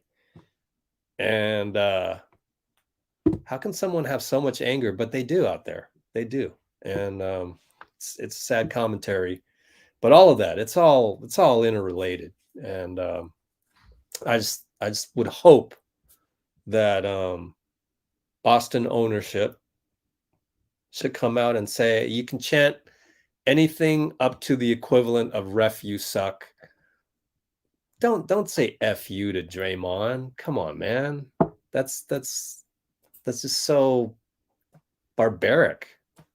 I mean, Draymond, for you to say that as a mob, that's cowardly. Why don't you wait until why don't we have let's go to the playground next door, TD Garden, blacktop hoop. Let's have all the cameras, and one by one. So you, kid that was yelling F you Klay Thompson to the KPIX camera, why don't you come and we'll bring Draymond and say it to his face. Now, Draymond in this forum would be allowed to scream things back to your face and insult your family and all of that. And then you would play one-on-one with proper rules and everything. No fighting. But we would play one-on-one and let's see what happens. Like, it's not a level playing field. Like, so I mean, how about take that one guy, try and say F you Draymond at Chase Center, right? So how do we, it's not a level playing field. So how about we do that? Well, that's not a level playing field. He'll get beat up by some equally angry Warriors fan, that's for sure. So it's like, it's the mob, and it's what they're saying, and it's highly personal, and it's it is not fair. And normally when people say something in this society, when you say, oh, that's unfair, then they blame you. Oh, you're playing the victim, this, that. No, it's just unfair. It's not in the spirit of competition. So it should stop. And the only way for it to stop is if the Boston ownership comes out to say what it is, which is this is not in the spirit of competition. We are not going to continue. We're going to stop the game if you chant that. And we're not continuing the game until the chant is over with and we've removed the people that started the chant. Or if you get caught, you're gone too. This isn't basketball. And so we've evolved as a society. So anyone who disagrees with me on that, I would have to think that you haven't evolved to a point where we can be civil with each other and draw lines and say what's a personal attack and what's not. So I know there's going to be people who disagree with me and who feel that bullyism is okay. So I expect that. And they're going to say, oh, look at this wimp. Oh, look at this guy. They're going to record this 3-hour part segment of me saying that the Celtics ownership should do something. And they're going to say, oh, look at this wimp. Look at this guy. Again, that's not civilized either. And you're trying to bully me now. So that's the part of society that we need to flip on its head. And that's what we're doing here. So I appreciate everybody here. Whoop that trick moment. Yeah. I mean, it's just like, just let's go Warriors. I mean, it's we just got to keep going with positivity. And we tried. We tried to show you haters out there that what's actually fair. I mean, if you're so angry that you can't take a moment to really be mindful and reflect on what life means to you, because if your life is filled with all this yelling and angry chants and things like that, and somebody bullied you, so now you got to bully somebody else. I mean, let's take a step back for a moment. And is that really the life we want to live? I mean, geez, like we're missing the point. So to those of you that want to hate on me because of what I just said, I wish you the best. But we're gonna go with what we know best and what things about the process, just like Steph said today, just like Steve Kerr said today, referencing Roger Federer, like, hey, I wake up in the morning, I drop off my kids at school, then I go train based on a heavy regimen of a plan that I made with my trainer that will help me be at the top of my game for so many years in tennis. And then I'm done training. I go see my kids. I'm about to go to sleep. And I said, man, that was a good day. Man, I love that story. And that's what we're about here. That's what we want to try and exude. That's what we want to try and spread the word of positivity. Because at the end of the day, if you can't take a step back and appreciate life, then what are we here for, right?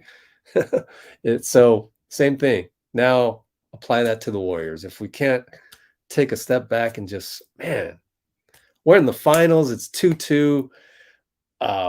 We got game 5 at home, and we have Draymond's probably going to get recharged with our crowd. Man, what a feeling. What a feeling to go in there, get introduced to the crowd, and anyone who says F you Draymond in the crowd is going to get swallowed up. Like, man, it's going to be a sea of positivity in Chase and everywhere else that people are watching. Just because you're not inside Chase, outside Chase, on our live chat, it doesn't, change anything. We're good. We're good. And we are going to enjoy game 5. We're going to see how Boston drops coverage on Steph, maybe sometimes here or there, maybe not. We're going to be careful of Jason Tatum going off or Jaylen Brown going off. We're going to see if Otto is going to start in place of Looney again. I wonder what's going to happen with that. We'll see if Andre can maybe come back and play a few minutes. Will Moody and Kuminga play? Who knows? And we're just going to see how we execute the game plan and see what things Steve Kerr does in the middle of the game to adjust. And all of that is just, honestly, it's beautiful because we're here. We got 28 other NBA teams jealous of where we are right now. And it's a good spot to be in. And man, wow. It's going to be a great game 5. So take that energy with you. Enjoy the rest of Sunday. And enjoy the rest of, all the way up until 6 o'clock of tomorrow. Or if you want to join us at 4:15, we'll be right here, 4:15 with the pregame with Steve and then Udoka. Yeah, it's going to be good. It's going to be exciting. It's just what we've been waiting for, and it just gets better and better. So thank you all, and we'll see you tomorrow. All right, ready? Just us 3, 2, 1. Or is it just us 1, 2, 3? I could look that up. Let's look it up. YouTube.com. Let's go Warriors. Just us. Let's see. One of these is going to reveal. All right, let's see what he says. Dad, I gotta get in there. Okay, thank you. Sorry. Yikes. Commercials. Oh,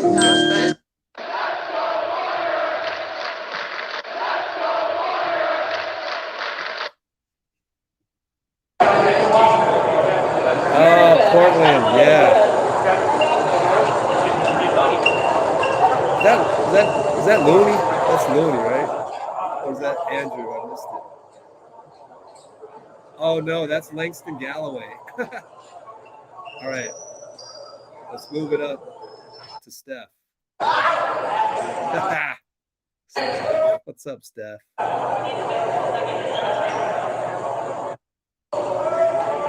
There's Steph. Jordan Poole. This is a preseason game. That's why I love Portland, because you can be right there in Portland. But, I've been there, done that. I don't need to go back. Just look at these videos.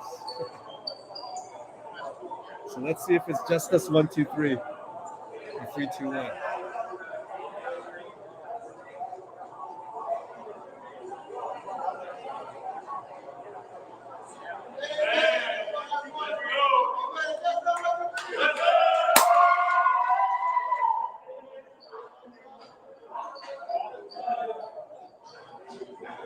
Yeah.